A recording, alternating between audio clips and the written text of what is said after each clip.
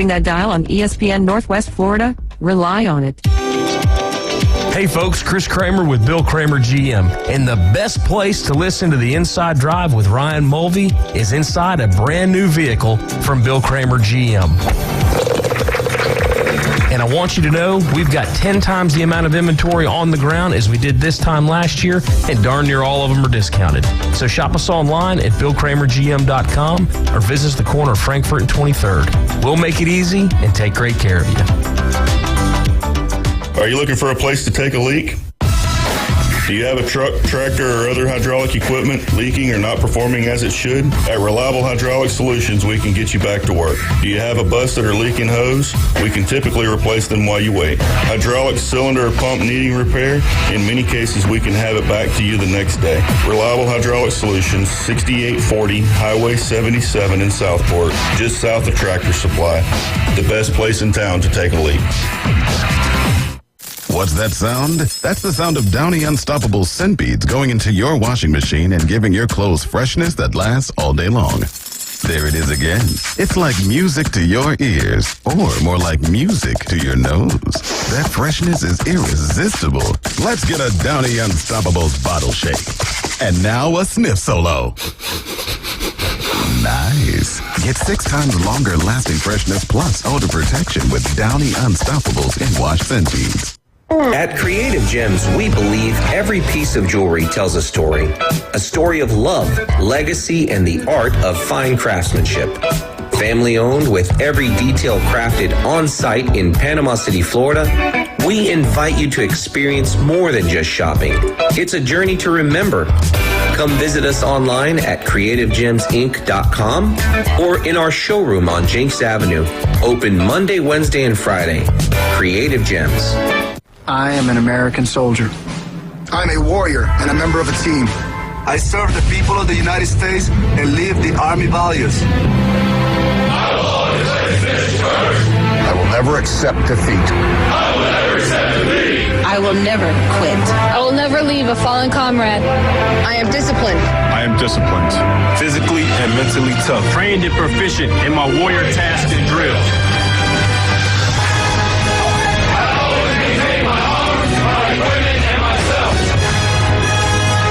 I'm an expert, and I'm a professional. I stand ready to deploy, engage, and destroy the enemies of the United States of America in close combat. I am a guardian of freedom and the American way of life. I am an American soldier. I am an American soldier. I am an American soldier. There's strong, and there's Army strong. See what it takes at GoArmy.com. WPLQ Port St. Joe, WGSX Lynn, powered by Panama City Toyota. ESPN Northwest Florida. It's the next evolution of sports talk radio. The biggest stories and the biggest reactions. Now. And now we're taking... With the first pick. This is the last ball you got to bat. The Inside Drive. From college to the pros, interviews with the newsmakers, sports betting, your phone calls, and more. And now, The Inside Drive with Ryan Mulvey. Broadcasting from the Bill Kramer Chevrolet Buick GMC and Kramer Marine Outdoor Studios on ESPN Northwest Florida.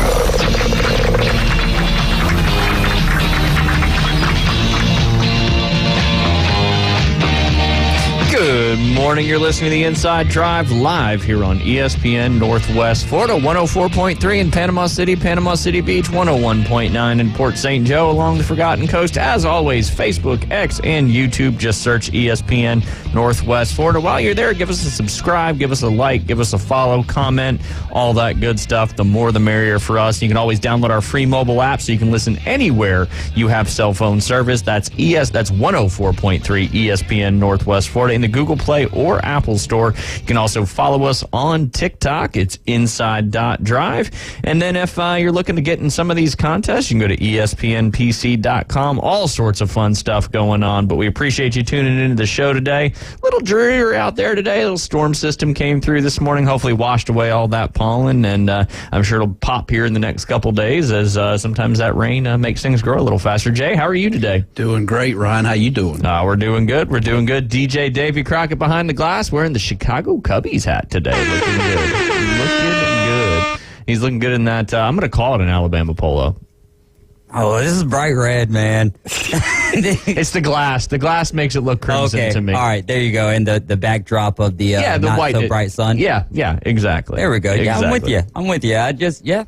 Very patriotic looking today. There we go, man. Very Cubs got a win last night. Baseball. Braves didn't pull through, and the Braves blue doesn't necessarily go with the little man on the horse right here, so I had to switch it up, Matching is key. There's no doubt about it. Got to get the nail polish so I can get me an NIL deal, huh? Yeah, apparently that's what you got to do nowadays, not only just in college football, but also in college basketball. They make that stuff happen. You get an NIL deal, all that good stuff. And can you feel the magic, Jay? Yeah. You can? Orlando Magic? Yes, we can all feel the magic, and you can feel the magic if you want to be entered into the contest for the ESPN Northwest Florida Can You Feel the Magic? That is coming up this Sunday. It's all you got to do is head over to our app, or ESPN Northwest Florida app that I mentioned. You can download 104.3 ESPN Northwest Florida. Click enter the contest. This contest is sponsored by Holland Hearts, PCB Hobby, and of course us here at ESPN Northwest Florida. It's going to be the ultimate Sunday road trip coming up, taking a busload of ESPN Northwest Florida listeners over to Orlando to see the Orlando Magic play the Chicago Bulls. You get to watch from the Orlando Magic presidential suite. Comes with food, drinks, and of course a free ride on the Magic Express. Like I mentioned, all you got to do is open the ESPN Northwest Florida app and click on enter that contest, and you get an opportunity to enter and get in. David, do we announce when all those when the contest winners win? I would imagine we announce tomorrow, because today is going to be the last day that you can enter into that contest, being that we want to get you guys the tickets and everything. Yeah, gotta get some time. It's coming up quick. It's this Sunday, This Sunday already, Jay. I'm gonna be hauling with the Holland Hearts. Hauling with the Holland Hearts. What better than riding over with a bunch of basketball fanatics over to the what's the name of the arena again, Jay? Kia Center. The Kia Center. Yes. Watch a great basketball game, and all you got to do is hang out and have a good time on the bus. I'm still baffled by the fact that the Magic's got their name from the Magical Kingdom. I can't wrap my head around Magical it. Kingdom? Is it, or the Magic Kingdom? Magic Kingdom. I said magical. It is magical. It's a magical place. It is. That's what they say. It is, yeah. That's what they say. But yeah, some big news out of the NFL world this morning. I'm going to say I'm surprised, but not surprised, because there was a little bit of turmoil there with Diggs and Josh Allen, and just kind of the diva in the locker room kind of thing last year, not getting the ball as much as he would like. But Stephon Diggs, your beloved Buffalo Bills, Jay Henley, he is heading to the Houston Texans for some draft picks. Pretty exciting. It was first reported by ESPN's Adam Scheffler this morning, but the Bills will receive the Minnesota Vikings 2025 second-round pick in exchange for Diggs, and a 2024 sixth-round pick and a 2025 fifth-round pick.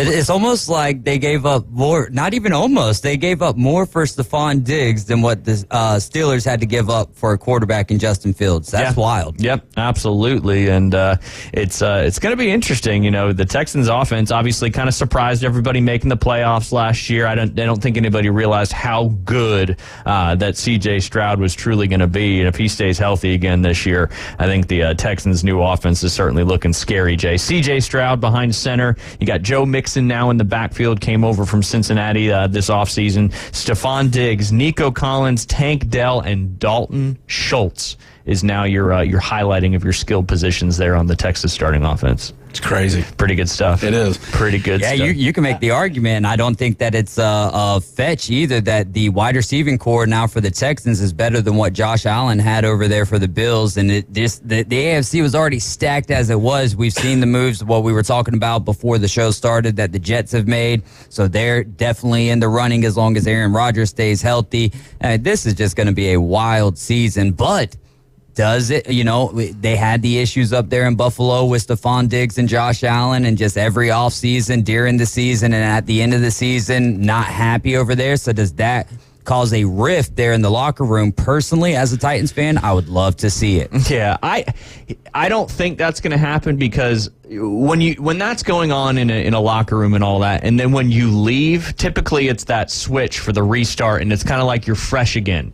So he's going to get a lot of balls. There's no doubt about it. It'll be interesting to see how it affects Nico Collins' production, if at all. I mean, they're going to be wide open, and D'Amico Ryan's led defense was already stout last year when they had both the offensive rookie of the year and the defensive rookie of the year, and they've added several new players in the offseason as well. So the Texans now, I'm looking at if this is updated, which usually this site is always very up to date, the Houston Texans have jumped all the way up to 1, 2, 3, 4, 5, 6, 7, 8, 9. They're at 9th odds to win the Super Bowl. Wow. Yeah. But, I mean, there's more mouths to feed over there. Oh, absolutely. So there's that issue, and he was already complaining with less mouths to feed in Buffalo. So, yeah, initially it'll be like, yeah, I'm happy I'm in a new spot, but then all of a sudden and what did C.J. Stroud do last year? He spread the ball around. There wasn't just like one wide receiver that he was going to. So I could see that rearing its ugly head. Yeah, the new relationship is good for the first few months, but then the reality settles in. The common denominator will still be the common denominator, and we'll see, is that Stephon Diggs. First play of the season for the Houston Texans. Little levels route on the right side. Nico running across the middle. Stephon Diggs on a fly. Touchdown. Now, all the drama's gone. I know the Texans are a very young team. Is Stephon Diggs considered a veteran at this point? I would consider him a veteran. He's been in the league probably for 6 or 7 years, just off the top of my head.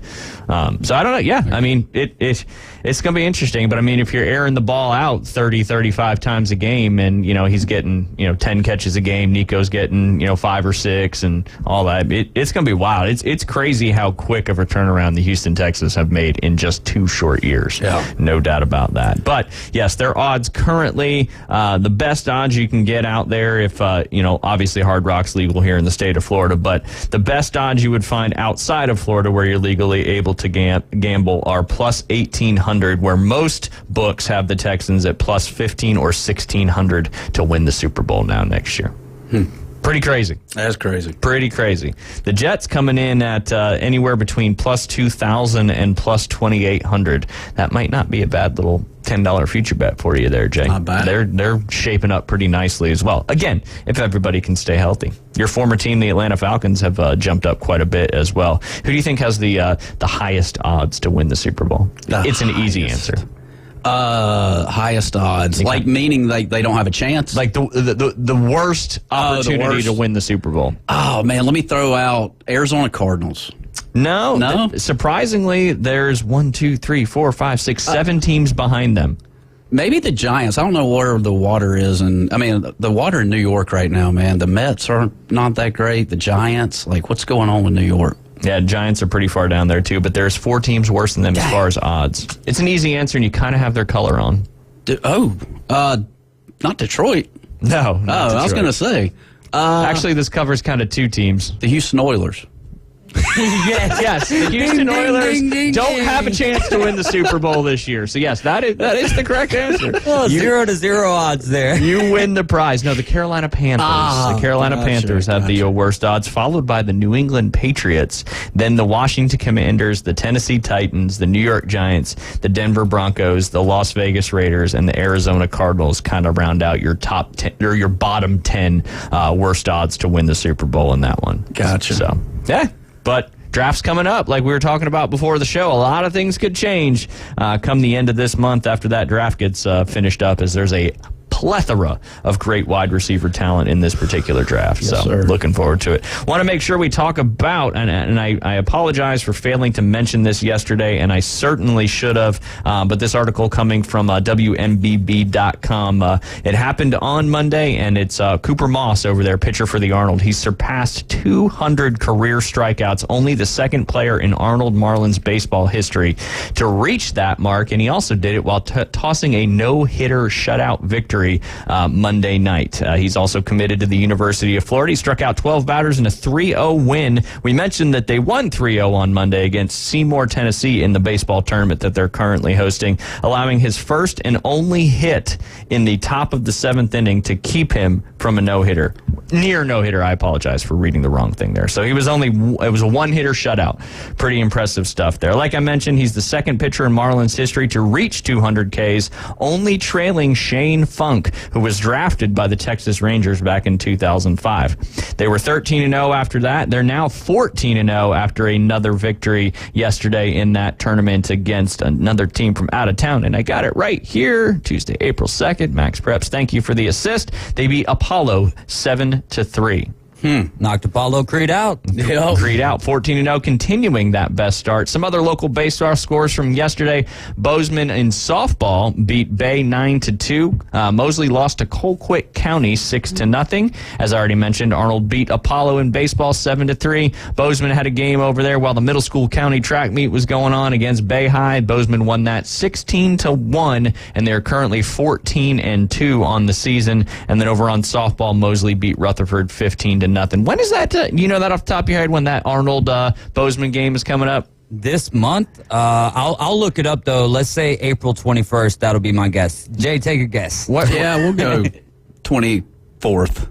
I like it. I got it right here. So let's see. Bozeman. It will be a good game. I will tell you that. Ooh, back to back. They're going to play them on Wednesday the 24th and Thursday the 25th.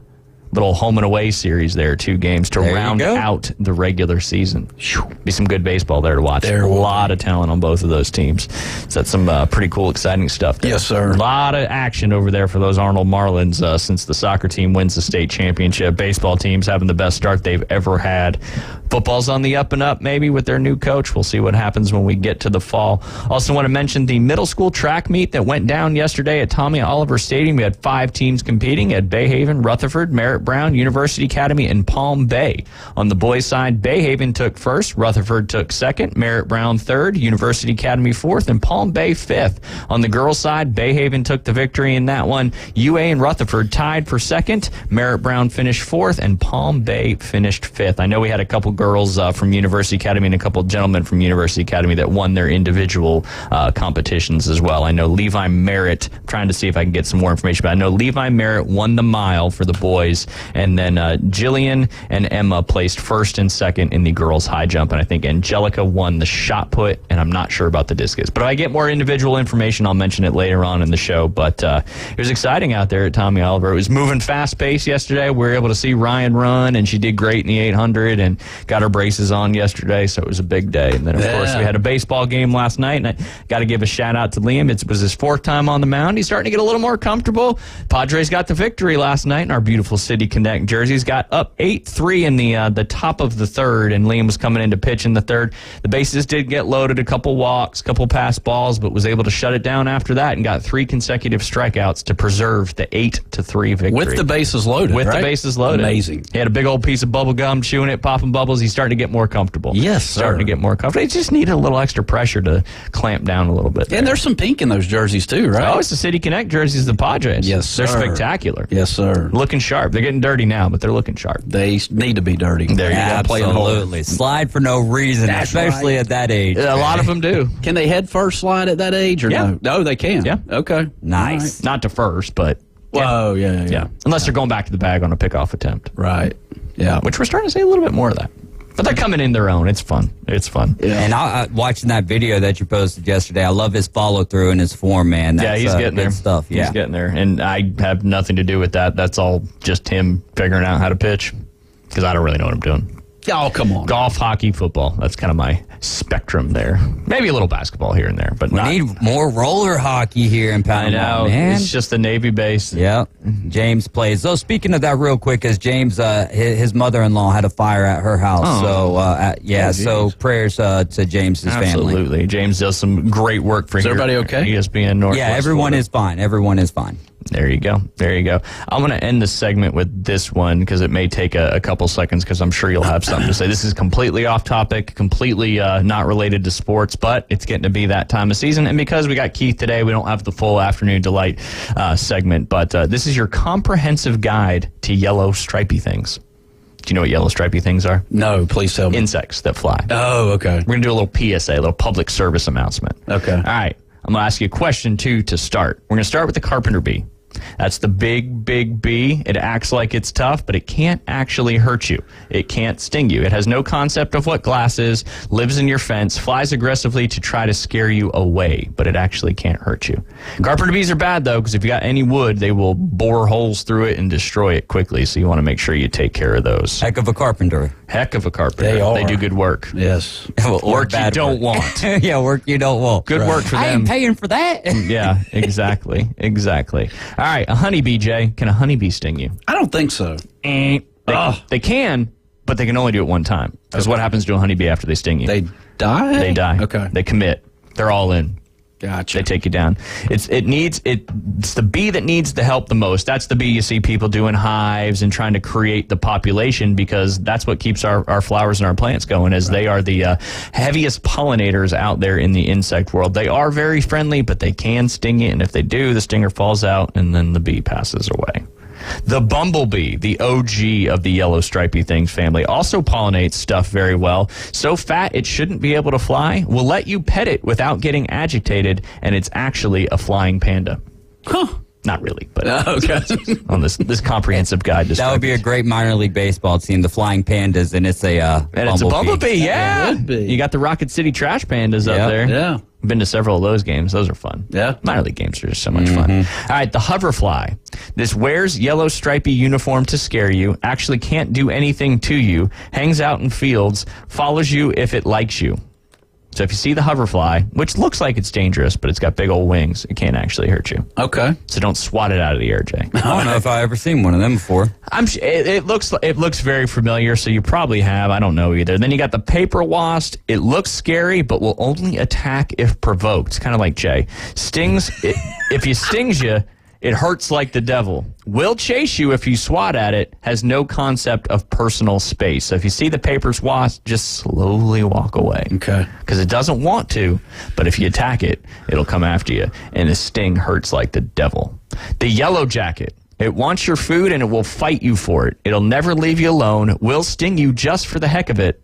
It's just a jerk in general. Yellow jacket is one of the ones you commonly see around your food, and if he stings you, that hurts too. They didn't put the hornet on here, and the hornet's a nasty one. That is. Been involved in a couple hornet incidents, and it's never fun. The cicada killer, which looks very scary. It looks like Satan's nightmare, exclusively eats cicadas, and you know there's a cicada. Both cicada varieties are coming out this year, so we'll probably see a lot of these cicada killers. It can sting you, but usually won't. It's still pretty terrifying. And then last but not least, you got the dirt dauber. Almost never stings anything except spiders, builds nests in the grounds, hoards spiders in said nest. It's the coolest looking of all the wasps. We see that in the golf cups quite a bit. They'll actually dive into where the dirt, if you don't, spray the paint or put the plastic rim on the top, they'll dive into that cup and you'll see them in there quite a bit. But they're not going to do anything to you. Well, I know most of these insects have like multiple eyes, like hundreds of eyes, thousands of eyes. I do know that if you do your finger in a circle really fast, they get dizzy and then they fall over. Really? Some of them do. Yeah, have you done this before? How do they fall over if they're not standing? How do they fall over if they're not standing? They just get like dizzy. And they just fall out of the air? Yes. Got it. Yeah. I'm going to try that next time. Okay. If I get stung, though, I'm coming back to you. Okay. So you just kind of give it the old okey doke, the old Chris Kramer whoop-de-doo. Yeah, the whoop-de-doo. There it is. I don't know if that's right or not. It felt right. It felt right. Yeah. But I just want to give a quick doodad. Was it? No. A little no, it was a doodad. Hit him with the little doodad. I've been trying to think of that for months. That's it. It's the doodad. That's for sure. Whoop. Yeah, it's good stuff. But hey, use the Jay Henley technique and just give them the old spinny finger, and they'll just fall right out of the air, and you're good to go. That's it. What happens if there's more than one? You gotta use all 10 fingers. I wouldn't suggest it. Okay, just do one right now. So if you have the opportunity one-on-one, yes, hit him with the spinny finger. Yep. If it's more than one, just walk away. Break the wrist and walk away. There you go. You guys are listening to the Inside Drive live here on ESPN Northwest Florida. When we get back, dive into some of these Final Four statistics, some of the viewership numbers from the huge game this past weekend. You guys are listening to the Inside Drive. We'll be right back. ESPN Northwest Florida presents The Blast at Bay Point. Play the Masters Fantasy Challenge to win a foursome at beautiful Bay Point Golf Club in Panama City Beach. It's free to play. Invite your friends to sign up. Go to ESPNPC.com and click The Blast at Bay Point. From your official radio station for fun and games on the Gulf Coast. ESPN, Northwest Florida. This is Joanna with ESPN Northwest Florida with your Wednesday's weather. This afternoon and evening there will be a moderate breeze out of the west, mostly sunshine and 67. Clear skies tonight, a little colder at 55 and a wind out of the northwest at 11 miles per hour. Tomorrow, sunny and a moderate breeze right around 13 miles per hour with a high of 68. About the same at 70 Friday and we'll have sunshine. This forecast is brought to you by Earthworks of Northwest Florida. Thank you for keeping that dial on ESPN Northwest Florida. Rely on it. PCB Hobby, the beach's premier hobby store for sports cards, comics, coins, and trading card games. PCB Hobby carries the largest selection of boxes and packs from the latest releases of brands like Topps, Panini, Leaf, and more. Looking for a specific player or team? PCB Hobby has a wide assortment of raw and graded cards. They carry parallel rookie, game used, and autographed cards in both modern and vintage. Have a collection you want to sell? We buy, sell, and trade. PCB Hobby on Back Beach Road, just east of Florida Linen. Call 850-320-8388. Krispy Kreme Donuts hatches 4 new mini donuts for spring. Try the mini robin's egg, or how about the mini hatching chick, or the mini strawberry egg. Last, by no means least, is the mini Cadbury bird's nest. All 4 are new this spring in the mini donut spring selection, only at Krispy Kreme Donuts, next to HCA Hospital, 23rd Street in Panama City, and on the Ross Clark Circle in Dothan since 1937. Krispy Kreme Donuts, where you get them hot. You hear it first. Sports talk right now. Back to the Inside Drive with Ryan Mulvey. I know it seems a bit overwhelming at first. Broadcasting from the Bill Kramer Chevrolet, Buick, GMC, and Kramer Marine Outdoor Studios. Something makes me think you'll get used to it. On ESPN Northwest Florida.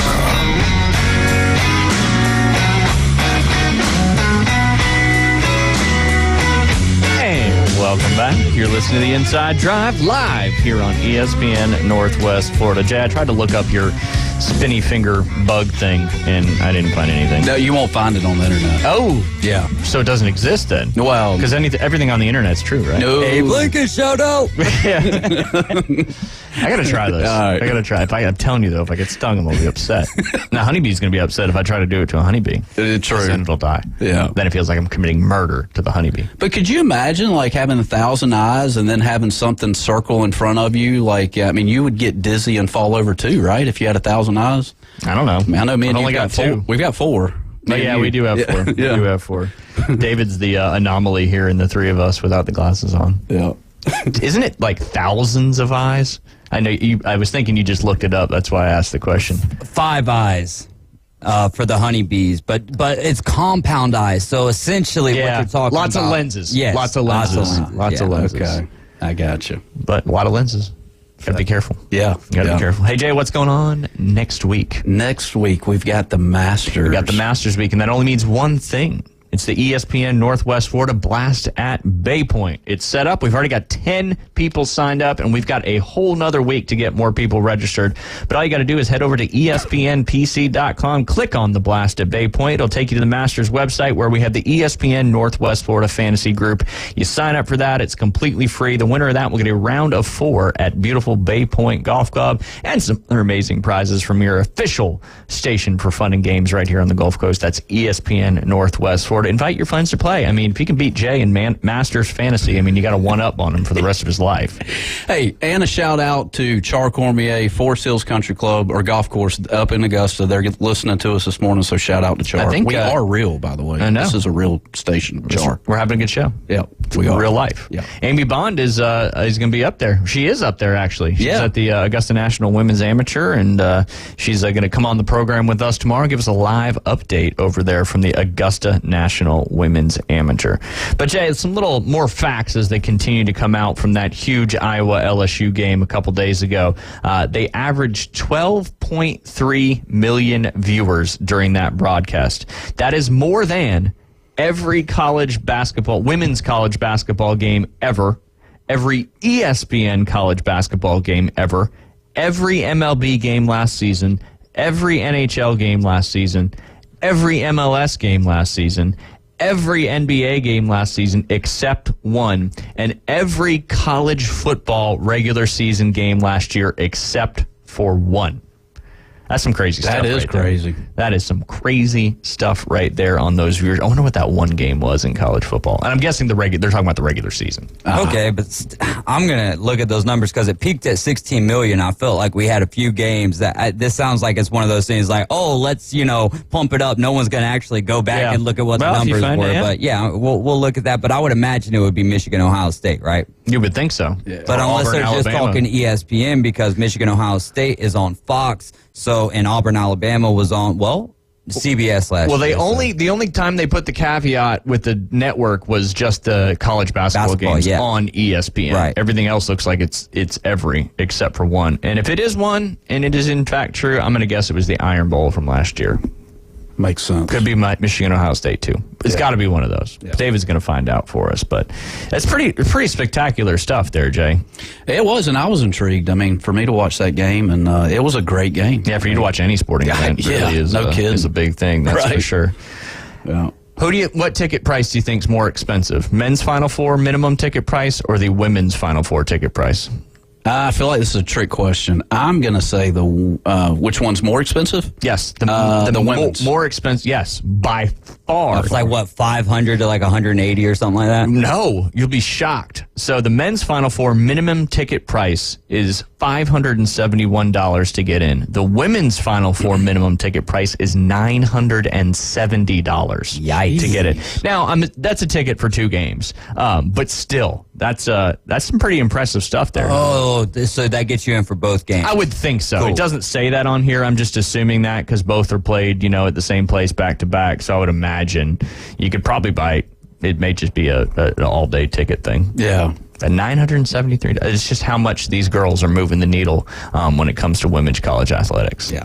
Do you think it carries over to their next step, whether that's the WNBA, the 3-on-3, whatever it may be? Do you think that carries over into that, or do you think it drops off because it's college versus the professional sports? Good question. I don't even know how to. I think it drops off. I don't think that continues into the professional realm. Yeah. It may initially for some of these big time players, Caitlin Clark and Paige and all them. It may continue for the first couple games, but I think these games are more exciting and more competitive and what people are tuning into. But that's pretty impressive. Almost $1,000 for a women's Final Four ticket. That is crazy. That's good stuff. Well, and you can't have adult beverages at these college games, can you? Well, I guess you can. Okay. You can. You can. Absolutely. And then for the first time in NCAA tournament history, multiple schools have both their men's and women's teams in the Final Four in the same year. You know those 2 teams off the top of your head, Jay? I love testing you on these. It's my favorite thing to do. And what's the subject again? Listening is key to this program. For the first time in NCAA tournament history, multiple schools have both teams in the men's and women's Final Four in the same year. First time this has ever happened that they've had more than one team. They've had one team in there a bunch of times. But this is the first time 2 universities have had both a men's and women's team in the Final Four. One of them should be easy for you. Let's go East Coast Huskies. That's right, UConn. Yep, UConn. And let's go Tennessee. No. Negative. It's like you don't pay attention. I know. Ever. South Carolina. No. Dang. I'd kick it to David, but I already know he knows the answer. Alex Trebek, please tell me. All right, Lynn Haven Rob's on the line. Lynn Haven Rob, who's the other team that has, besides UConn, that has 2 in the Final Four? Well, I really couldn't hear y'all because I was turned down, so I was just waiting on y'all to come up. Well, I'm going to let you save Jay. So the question was, this is the first time in NCAA tournament history where multiple schools have both their men's and women's team in the Final Four in the same year. There's been one school that has had both many a time, but this is the first year you've ever had multiple. Jay's already got one, which is UConn. Who's the other one? Oh, that's who I'd have said is UConn, but I think red. North Carolina State? North Carolina State. The answer, the Pack. The Pack. Dang it. Jim, in memory of Jim Valvano making some stuff happen. Right. That's for sure. But it wouldn't surprise me a bit if they don't win it. Yeah. I mean, sometimes destiny is a strong thing. Right. They got the mojo. But I was going back to the prices to the tickets to the games. I'm not sure where they're doing the women's basketball tournament at, but it's probably a lot smaller facility. So therefore, the tickets are, there's not near as many tickets available. So am I wrong or right about that? I don't know the answer, but I'm going to look up the women's Final Four location and let you know, because you're definitely right. I got to assume that the men's is. That's how bad it is. We don't even know where it's at, and it's this week. So it's a good thing we weren't going. That's right. Well, I wouldn't be able to get in anyway with a $970 minimum ticket price there. It is at the Rocket Mortgage Fieldhouse in Cleveland, so where the Cleveland Cavaliers play. So, yeah, that probably seats 18, 20,000, maybe 22,000-ish people versus the men's Final Four is in Arizona, isn't it? Good question. Yes, it is in Arizona. Yeah. And do we know where it's being played, David? Is it being played at the where the Cardinals play and they're putting a basketball field there in State Farm? I think so, but let me double check that. Because they seem to. It's always in a football stadium, it seems, or a huge venue. And that's what I was saying. It's been in the Indianapolis, whatever the dome is there, and that holds 50,000 people, Yep. That makes sense. That's a good point. Good point. Supply and demand. Right. And, and I'm all for the women. I mean, it's great that this is happening for the women's sports and everything. But I do know that FSU averaged like 9 million viewers last year on their games that they played that were in prime time. And I really don't understand why when we were doing the early part of the women's tournament, why you're playing up against the men's, tournament. On the same day. Unless it was just ESPN trying to fill, ESPN is just trying to fill, their spots that they got. But it's hard to, I understand what they're doing and everything, but it's hard to match up when you've got everybody turning to watch during the day, all the men's basketball, and then the women are playing their games, on ESPN. Yeah. And what a lot of people don't realize is that ESPN being just on cable, now it is, if you got the satellite, if you can stream it and all that sort of stuff. But they're not in every household. No. My dad is on a satellite, and he doesn't pay for the extras and stuff. He doesn't get to watch any of the ESPN sports stuff. Now, he's 88 years old, and he ain't going to spend that extra, $25 a month. I understand that, yeah. So he's really just limited to your network stations there. So he's not even seeing all the games. He wouldn't have saw a couple of the games last week that were on TBS. He would have only saw the CBS games. Right, exactly. Now, he don't care nothing about watching college basketball or, even professional basketball. But he would like to watch FSU, but a lot of times they're on the ESPN, and he can't watch them. Yeah, absolutely. But it is what it is on that point. But, as far as the numbers, there was a lot of people that watched that the other night because even my wife and my daughters, I said it was like halftime. I said, y'all know y'all can be watching, turn it over instead of watching The Voice. Yeah. Turn it over and watch the girls' basketball game. Absolutely. And to give Clark and them, their due, they did. I thought they handled it a lot better than LSU did when they played in the national championship game last year. Yeah. But that's just me. It'll be interesting, too, to see where we move next year when it comes to women's college basketball, because Caitlin Clark is obviously graduating. This is her last year playing for Iowa, and she's going to move on to the WNBA, maybe that 3-on-3 league as well. But, are they going to be able to sustain this momentum? And I think they've got an opportunity to do it. They've just got to make sure they're, picking your Jujus and people like that, because it seems like the popularity of women's college basketball is grown because of individual stories, not necessarily teams and their success. So if they continue to focus on some of these unbelievable athletes that are playing in the college basketball, I think they've got a real opportunity in front of them if they can capitalize on it. Last year when they were playing and they were on TV and you could look in the stands and there was nobody in what you would call the end zones or whatever, behind the glass, behind the baskets. There was nobody, there was really nobody. And when you got to the Sweet 16 and stuff, the stadiums were empty. Yeah. You still saw that a little bit today in this tournament when it wasn't the Iowas and the UConns and the LSUs and the USCs. You certainly saw that a little bit as well. Right, exactly. So it still has a long ways to go, and I hate to be, common sense to throw common sense in there, but it's just not a draw with the commercials and everything else. And everybody that's spending commercial money is just hiring those particular athletes now. Yeah. You know, and throwing money at them. Lynn, Robert, than that. Let me ask you a personal question here. So, if you were watching a game, all right, let's boxers say, or briefs. Right. Okay. If you were coming up on a basketball game, right, and you're about midway through and you're about to join in on that basketball game, you got three options: join live. Basically look at the key play. What's the other one? Look at the key plays prior, or a lot of these streaming services, if you join, you can actually click that. Like YouTube TV, I know has watch key plays, and you can basically catch yourself up. Without having to watch the whole thing. Or are you rewinding back to the very beginning of the game and watching the whole thing through? Which one are you doing? I'm going live action because I'm not going to go back. I mean, even when FSU plays on TV, or whoever, I'm going live. My son has put, I've been at his house and watching MLB baseball. Now, we are big Braves fans, but I'm not going to go back and watch it. Now, if I want to see something, I can always go to YouTube and find it and then just zip through the commercials. And watch what I want to see. But I'm not one that, is going to go back, don't tell me what the score is. I'm going to go home and watch it, no.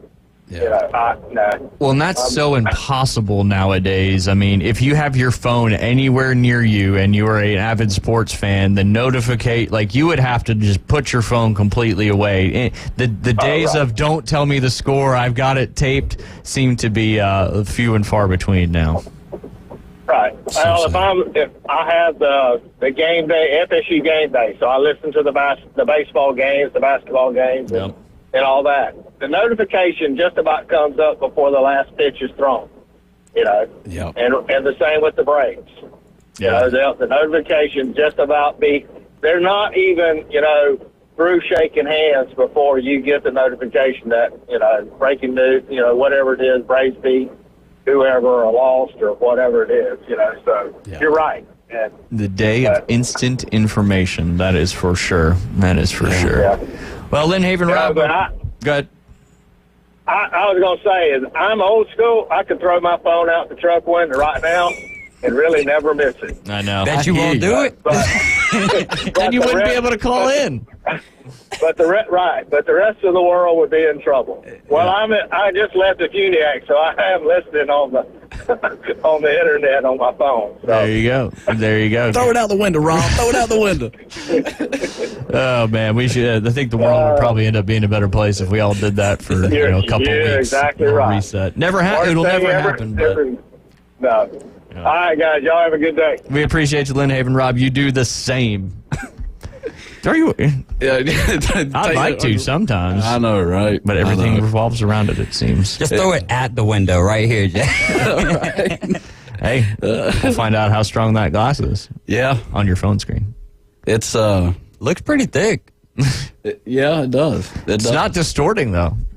Yeah. Like some can be. It's readily available. That's what these things do to you. You're readily available. All the time. All the time. Yep. You can silence your notifications and leave it at the house. You can. There you go. You can. Yeah. And it's the anxiety of coming back to 47 different notifications. And I'm one of those that have to clear the red number. So, I don't know. I feel like it's a disease. You know, OCD? Yeah, you know me. It drives me crazy. And I can't get away from it. It's all good, man. It's weird. I clear them like once a week or something. So like it gets up to like 100. Yeah. Like, all right, that's enough. I know some people, if you're listening, that don't clear any of them. So yeah. When I see that, I have a panic attack. I'm with you, Ryan. It's more about my email. There's people that have emails at like 3,000. No, there's people that have like 20,000 plus email notifications. And I do have some OCD. Once you get that far in, it's like, no, you can't turn back at that point. No. And I'm also one that puts everything in folders, so I don't know. Anyway, we'll go ahead and take a break. We got one more segment coming up before we have Keith Fleming at the top of the hour with all your DFS and prop bet action for this week's tournament coming up on the PGA Tour. Less than a week till Masters Week. We are the par 3 contest a week away, and the tournament gets underway a week from tomorrow. You guys are listening to The Inside Drive live here on ESPN Northwest Florida. mornings on ESPN Northwest Florida just got unsportsmanlike. The best thing at Busch Stadium are the pulled pork nachos that you get, and those things are messy. You get a fork, you get many napkins, but it's the best thing you're going to eat at the ballpark. Yeah, I mean, wings are no messier than that. You know what I'm not going to do? Police what people eat at the ballpark. That part. You know what? You paid money to be here. You probably paid $30, $40 for those wings. You enjoy them. Evan, Canty, and Michelle. Weekdays 5 to 7 on ESPN Northwest Florida. It's time for a new kitchen from Kitchen Designs. Join Kitchen Designs at the BBIA Great American Home and Recreation Expo, April 5th and 6th from 9 to 5 at the Bay County Fairgrounds. For full-service cabinets, countertops, and flooring, come see them at the Home Show or visit their 2 convenient showrooms, 7934 Front Beach Road and on Lynn Drive in Santa Rosa Beach. Come see it all at the Home Show, April 5th and 6th. They can't wait to meet you. Are you tired of hearing 2 weeks when you call to get your boat worked on? Hey folks, it's Chris Kramer with Kramer Marine and Outdoor, and we'll get you in and back out on the water as quick as possible. We're a full-line Yamaha outboard dealer and Suzuki outboard dealer, and we have master-trained certified mechanics on site. So if it's just an annual service, electronics install, trolling motor install, or all the way up to a full repower, we can take care of you. So stop by and see us in the corner of Frankfurt and 23rd next to Bill Kramer GM, or call us at 850-851-0453. Hey Bay County, it's Dean Jackson with Old Glory Washing Solutions and the one and only BBIA. It's that time of year again. The Great American Home and Recreation Expo is back this Friday and Saturday at the Bay County Fairgrounds. Over 70 vendors, ranging from home improvement, landscaping to boats and ATVs. This free event is for the whole family, with food, live music, and even kids workshops. Don't miss it. The Great American Home and Recreation Expo this Friday and Saturday, April 5th and 6th from 9 to 5 at the Bay County Fairgrounds. We'll see you there. Suffer from political talk radio fatigue? We know that under the 49% rate, the U.S. Tune into the most fun and exciting new radio show on the Gulf Coast. It's The Inside Drive with Ryan Mulvey. From the Bill Kramer Chevrolet Buick GMC and Kramer Marine Outdoor Studios on ESPN Northwest Florida.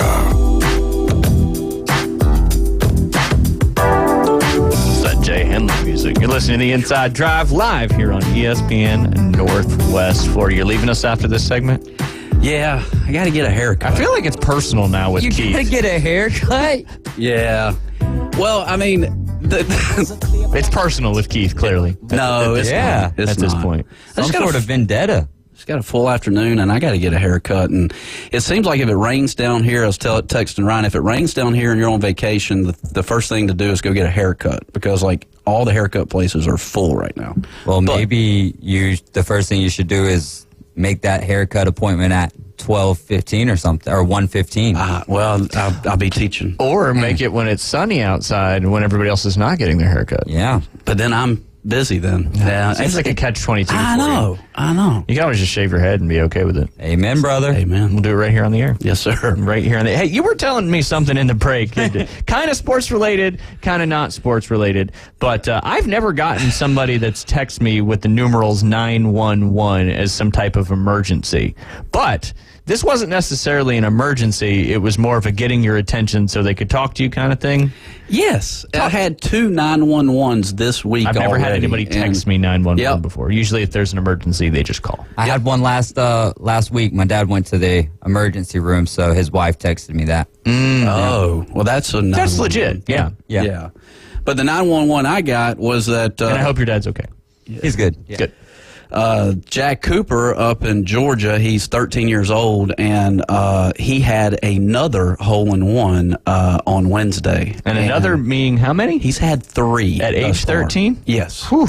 And so 3 years ago, I was with this 10-year-old at the time, and he had a 170-yard hole, par 3, and he hits like a hybrid up. There's no trouble in front on this par 3, but it runs forever. Yeah. This is a second hole-in-one, and it made it in the hole, and I grabbed Jack up, and we ran all the way to the green. And so, anyways, fast forward to 2 days ago, he had another hole-in-one, and so the dad texts me, 911. So I immediately grabbed my phone and called him. He's like, Jack just had another hole-in-one. And you're Jack, like, Yo, dude, and I'm just like, That's not the right numerals to use when you're want somebody to celebrate a hole in one. No kidding. Especially with you. Right. Yeah. Right. And so that happened, and then yesterday, a good buddy of mine in South Georgia was doing some work up in Augusta, Georgia. He does grocery store stuff. Whatever. I don't know what he does grocery stores, but he's up in Augusta. He's staying. Sounds like a real good buddy. You know what he does for a living. Well, the grocery stores. Yes, he does grocery stores. Right. That's but he's up in Augusta. He's staying at the Courtyard Marriott, and he texted me yesterday. He said, "I got 911, 911." I'm like, "Okay, everything okay?" And so he's like, "Bud, I tell you what, man, I was coming down at the Courtyard Marriott. I'd stayed the night. I'm sitting there at the breakfast table, and I'm having a biscuit. And the next thing I know, I see Rory McIlroy walk out and have breakfast there." He goes, "I wasn't starstruck, but I did go up and talk to him for a minute." And so, anyways, he told me the whole deal about how he met Rory, and Camilo Villegas actually came down as well. And the funny part is what he told me. McIlroy went to go check out, and the lady goes, "Thank you for your stay, Mr. McEnroe." And so she got his name wrong. She called him Johnny McEnroe. Yeah. So David smiles at Rory. Rory smiles at David like she don't know who I am. Yeah. And they had this bonding moment. Man. At the Courtyard Marriott. Do you think he'll win the Masters now because of the bonding moment with your friend from South Georgia? It could be. I don't know. He's got a chance. No, everybody's got a chance that's playing in it, for sure. But that's my 2 911s of the week. I'm like, good gracious, y'all don't. Yeah. I just wouldn't use that for those particular stories. I guess. It's almost like the boy that cries wolf kind of thing, right? Right. Because if they use that again, you're going to be like, oh, it's probably not an emergency. Right. And then it might turn out to be one. Exactly. And then the flip side gets a little dicey there, that's for sure. I want to give a quick update, Jay, on the Augusta National Women's Amateur before you have to depart. We've got 3 FSU women's players in it. Again, we'll have Amy Bond, the coach of the FSU women's golf team, on tomorrow to give us an update of the whole Augusta National Women's Amateur. But Lottie Wode off to a great start, currently tied for 8th, 2 strokes back of the lead. She is 2 under par through 11 holes. I forget her first name, but her last name is Ting. She's one of the transfers that Amy got, this season, who's been having a great season. She's currently -1 through 5, tied for 16th. And then Charlotte Heath is even through 8 and tied for 30th. They'll play a round today and a round tomorrow up there at Champions Retreat Golf Club. I forget how many total make the cut.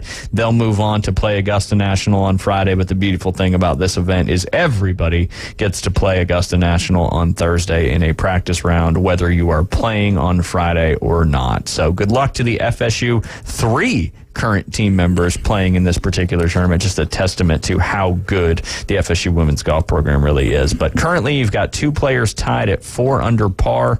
That's Sundberg and Mene. I don't know how to pronounce that.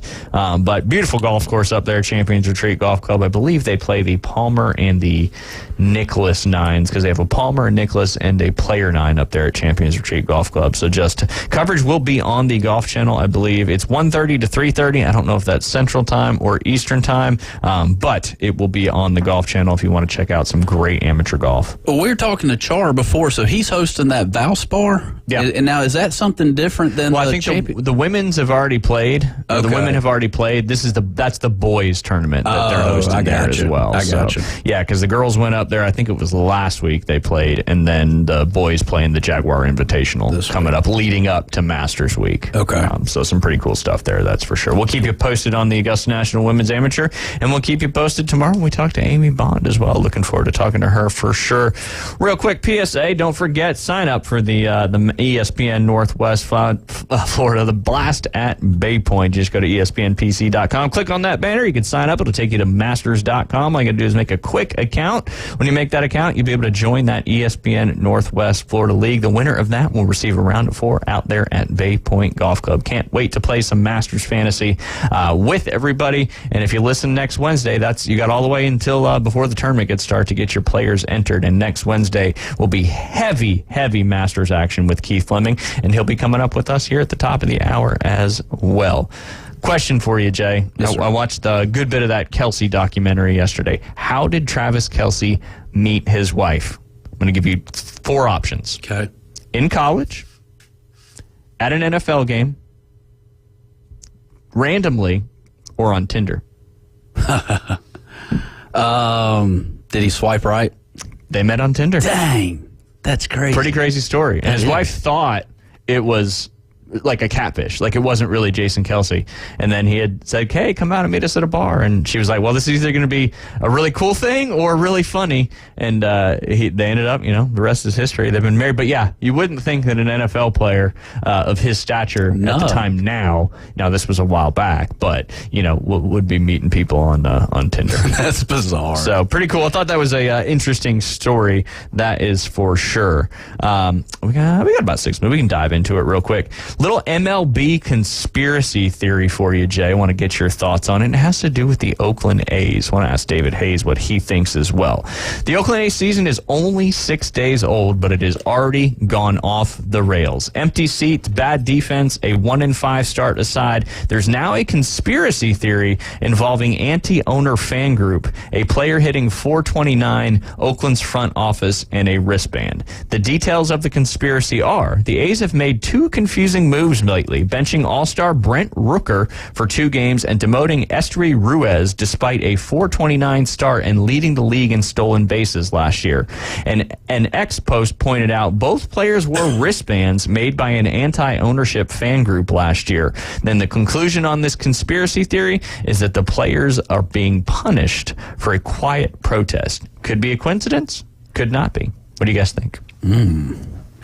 I mean, Oakland A's it's a baseball team in the major league. Yeah, but they haven't done anything since I was 9 years old. So 89-90. 89-90. They're gone. Get them. Is that in the San Francisco Bay Area?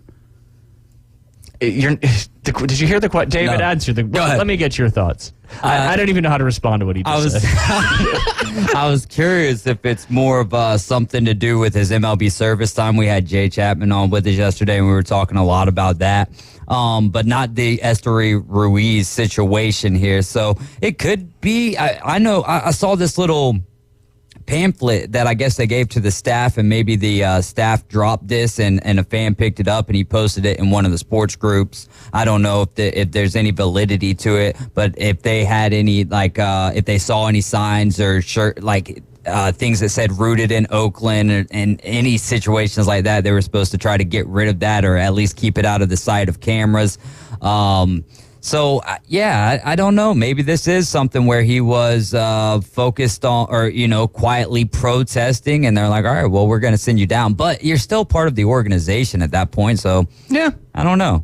I think this is something that we'll see it formulate a little bit more and have a better idea on it. But J.J. Bleday is balling. I saw for that. The A's right saw now. it in the news this morning. Yeah. Doing great. The only thing I caught of that conversation between when you said that was that Oakland, there's no butts in the seats, right? Well, and they're 1-5. Famously reported over the last 24 months or so that they're looking to potentially move to Vegas, and now they're meeting in Sacramento. So the Oakland A's team staying in Oakland, I think, is not happening. But kind of like when the Raiders left and some other teams, when St. Louis left to go to Los Angeles, there's always going to be the upset fan base that wants to keep their franchise there. Yeah. So that's kind of where this conspiracy theory kind of leads from. But yeah, their attendance is it's unsustainable as far as a franchise in Oakland. And obviously, I think some of the renderings from what the stadiums would look like in Vegas. I mean, I think anytime you drop it now, I think it's been proven that putting a professional sports team in Las Vegas is a highly successful thing. Will it carry over to baseball? Only one way to find out. You got to make it a dome. I can tell you that because it's hot in July. So from their GM, David Forst, he says, we talked about Esty a couple of times during the spring where he fits in the lineup on this team and the importance of him playing every day. Seeing through the first 4 games, that wasn't going to happen here. Cutting down on strikeouts and getting on base are things that we talked to him about all last season. He did make some good adjustments this spring. We saw an improvement in his exit velocity and some better at-bats, but the reality is, to use his skills, he needs to get on base. He needs to be able to do that on a consistent basis. I'm hoping with him leading off every day in AAA, it's not a long stay for him down there. Last year, he hit .254 on base at .309 and So, I mean, that's decent, but wasn't he hitting over like 400? 429. Yeah, Yep. It sounds like that completely sounds like a very lawyer-written statement, that's for sure. But the A's are just kind of incredulous with what they do with good players. Like Sean Murphy and Matt Olson. Hey, shout out to the A's. In fact, hey, send Esty this way. Come on, Braves will take them. Absolutely. Some wild stuff going on out there in Oakland. That is for sure. Look, anything you want to? We got about a minute left, Jay, before you got to depart. You gonna get a buzz cut? Yes. You are? Yeah. I mean, yeah. Why do you go somewhere to get a buzz cut? I don't think he understood what you meant by a buzz cut. Just like you're getting it faded up and keeping it on the top. Yeah, I'm getting it right and tight. But you're not buzzing the whole thing off. No, but close. Yeah, I'll get. Yeah, David can do that for you here in the break. For real, make it happen. What do you get, a number 2? Yeah, but I don't know. Scissors around the ears. Scissors around the ears. I don't know, man. I'd be. Why you got it? You like sweet pickles too, don't you? You're right. It'd be like the flop shot, man. I'd be scared. Yeah. You know, like me standing in front of a flop shot. I just can't. What are you scared of? The scissors around the ears? Yes. Yeah. That's the only thing that would stop me from David Hayes cutting my hair is the scissors around the ears. I don't think David Hayes is scissor cutting around your ears. I think he's using the clippers. Yeah. Easy peasy. Yeah. Easy peasy. All right. I don't even use no guard. I just that's it. Get it out of there. Skill. Well, you go get your hair cut, and I'll tell Keith that you're sorry. I feel, I mean, nothing personal, Keith. Nothing personal. It seems personal. No. This is like the 5th time it's happened in the last 2 months. Always on Wednesday. Just go to Scotland, why don't you? Yeah, exactly. I'll listen in the hair chair. There, in the hair chair. And whatever haircut place you're going to, ask them if they want to advertise on the Inside Drive here for us too. Then that'd make up for you leaving. Okay, good. There you go. You guys are listening to the Inside Drive. When we get back, we'll be joined by Keith Fleming, and we're going to be talking about the tournament this week, maybe some Masters futures previews, and all things DFS golf. You guys are listening to the Inside Drive. We'll be right back. ESPN Northwest Florida. The Dan Patrick Show. Merry Christmas to everybody but Adam Silver in the NBA, because you're going to have a couple of NFL games on a Wednesday on Christmas Day. The NFL tell us they're all about player safety, but 3 games, 13 days, not exactly let me put this in your stocking there, guys. It's the Dan Patrick Show, weekday mornings from 9 till 11. ESPN Northwest Florida. This is Joanna with ESPN Northwest Florida with your Wednesday's weather. This afternoon and evening there will be a moderate breeze out of the west, mostly sunshine and 67. Clear skies tonight, a little colder at 55 and a wind out of the northwest at 11 miles per hour. Tomorrow, sunny and a moderate breeze right around 13 miles per hour with a high of 68. About the same at 70 Friday, and we'll have sunshine. This forecast is brought to you by Earthworks of Northwest Florida. Thank you for keeping that dial on ESPN Northwest Florida. Rely on it. Hey, Bay County, it's Dean Jackson with Old Glory Washing Solutions and the one and only BBIA. It's that time of year again. The Great American Home and Recreation Expo is back this Friday and Saturday at the Bay County Fairgrounds. Over 70 vendors, ranging from home improvement and landscaping to boats and ATVs.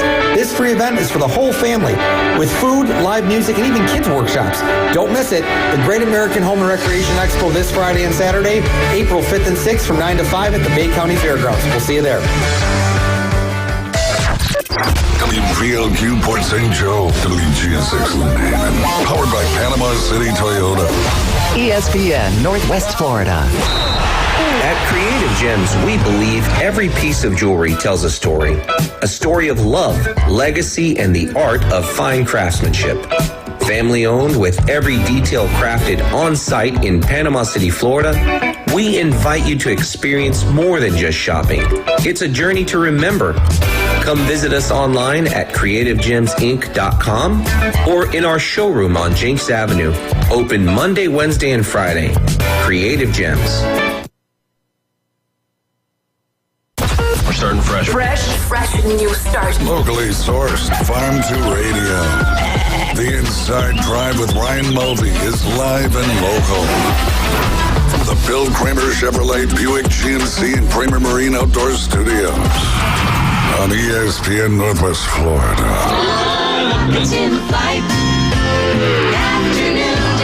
And Welcome back. You're listening to the Inside Drive live here on ESPN Northwest Florida. Don't forget, if you listen to Coach James Hale this morning and you heard the keyword and you text us in, your name will be randomly generated here at 12:15. If you hear your name, give us a call, 850-215-6290. Your qualifying time to call us will give you an opportunity to win a pair of tickets up there to the Geico 500. We've got a very fast qualifying time already this week, so that's even more of an opportunity to make it even better and beat that. But it is Wednesday, and that means one thing. Jay's left, and Keith Fleming is on the line. Keith, how are you doing today? What's going on, Ryan? I don't know. It seems personal at this point. Well, I was just going to say, I'm not sure if it's just how likable of a guy that Jay is and just how honest. He had the opportunity there to just say, yeah, I have a lesson or I have something important to do.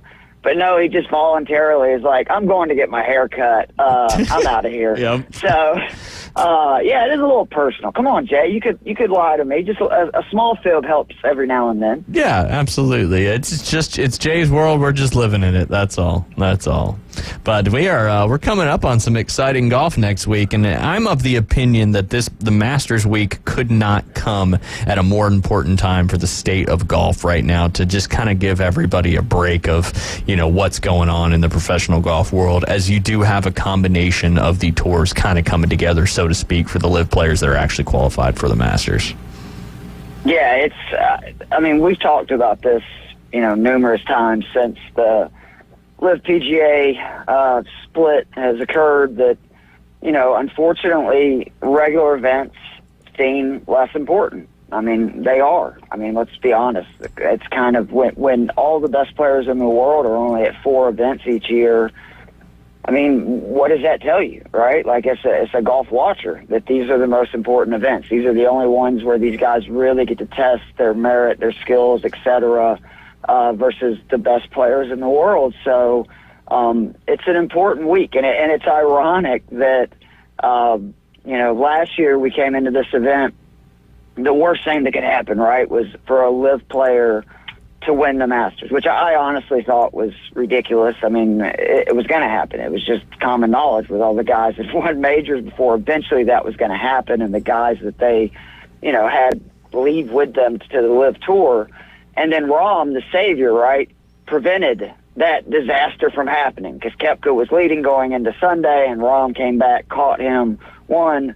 Well, now guess what? Jon Rahm is also defected for the LIV Tour. And now our first 2 majors next year, we have defending champions that are currently playing on the LIV Tour, no longer a part of the PGA. Yep, absolutely. And it's just the reality of the golf situation right now. But Augusta, last year, too, it seemed, I thought they did a good job of kind of staying away. Now, Brandel Chambly does whatever the hell he wants. But I thought the coverage really wasn't as biased as you've seen on some of the other tour events, and I don't know if that's Augusta kind of pulling the strings. And now, we haven't talked about it on the air yet, but the Augusta National gave Taylor Gooch the invite, and he's a LIV Tour player, so he better make the cut. That's all I'm going to say, because if he doesn't, I'm going to hammer him. Yep, he'll get roasted, that's for sure. But is the Masters kind of trying to be like, look, maybe we're the highest power here in golf, and we're okay with it. We're trying to bring people together.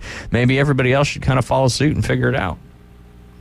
My dad was actually the first person who brought this up that I heard bring this up, and he's right, that the Masters is in a position that no other tournament entity in the game of golf can be, where they do and say what they want. If you don't like it, too bad. We're coming back to Augusta every April. You're all going to watch. People are going to flock, to Augusta, and that gives them an opportunity to make a lot of change and difference in the game of golf. And I'm glad to see that they have been that way. And we talked at this point, they just got to figure it out. There's no more right or wrong, good or evil. They've all proven they're all in it for the money. It's all about greed. It's all about, bettering themselves, putting money in their pockets. And it is what it is, whatever. But at this point, let's get a deal done to where, at worst, we get 8 to 12 of these events. Because I actually think that would be good for both tours, right? Like if it ends up being where it's maybe once every 6 weeks, an event between the PGA and LIV, and then they go back to their, individual tours or whatever you say to play the format that they have on the LIV and the format that they have on the PGA. Well, and even you said, I think it was either last week or the week before, like, have a path for LIV players to get into the majors. I know, there's a lot of paths to get into the Open Championship. The U.S. Open and the PGA Championship's a little different story. I mean, they can still try to qualify to get in, but make a path. I mean, there's got to have to be some kind of compromise at some point, and I don't know if it's coming. I feel like the PGA Tour thinks they're feeling out how this year goes with the money from SSG and how their ratings and looks. But I mean, if they continue on the trend they're on now, I don't think continuing the way they're doing now is the answer for what's best for the best level of professional golf. No, and you're going to continue to have guys to defect. I mean, you look at it, Jon Rahm left, and I don't think anyone would call Jon Rahm somebody who is not looking to compete or being one of the best players in the world. He's got 5 years of majors coming from his victory at the Masters.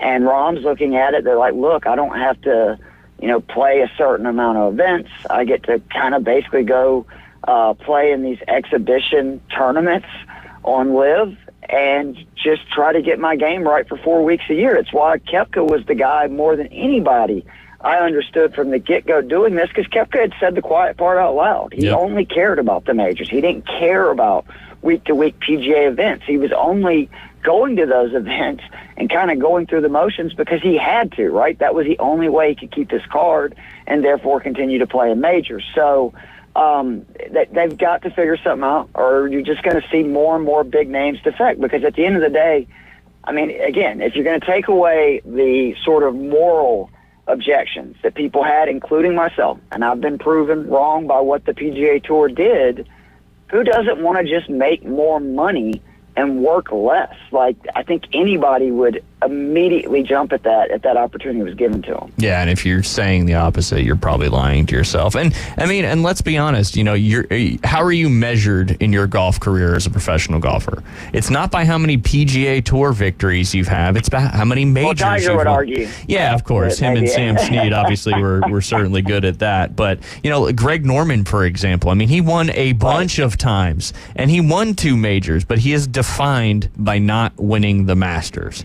And he had 3 great opportunities to do it. And that's where I think you see, like you just said with these LIV guys, is the majors are what matters to professional golf, it seems, in this day and age. They ask, how many majors has this guy won? And nobody ever asks how many PGA Tour events has people won, especially in this day and age.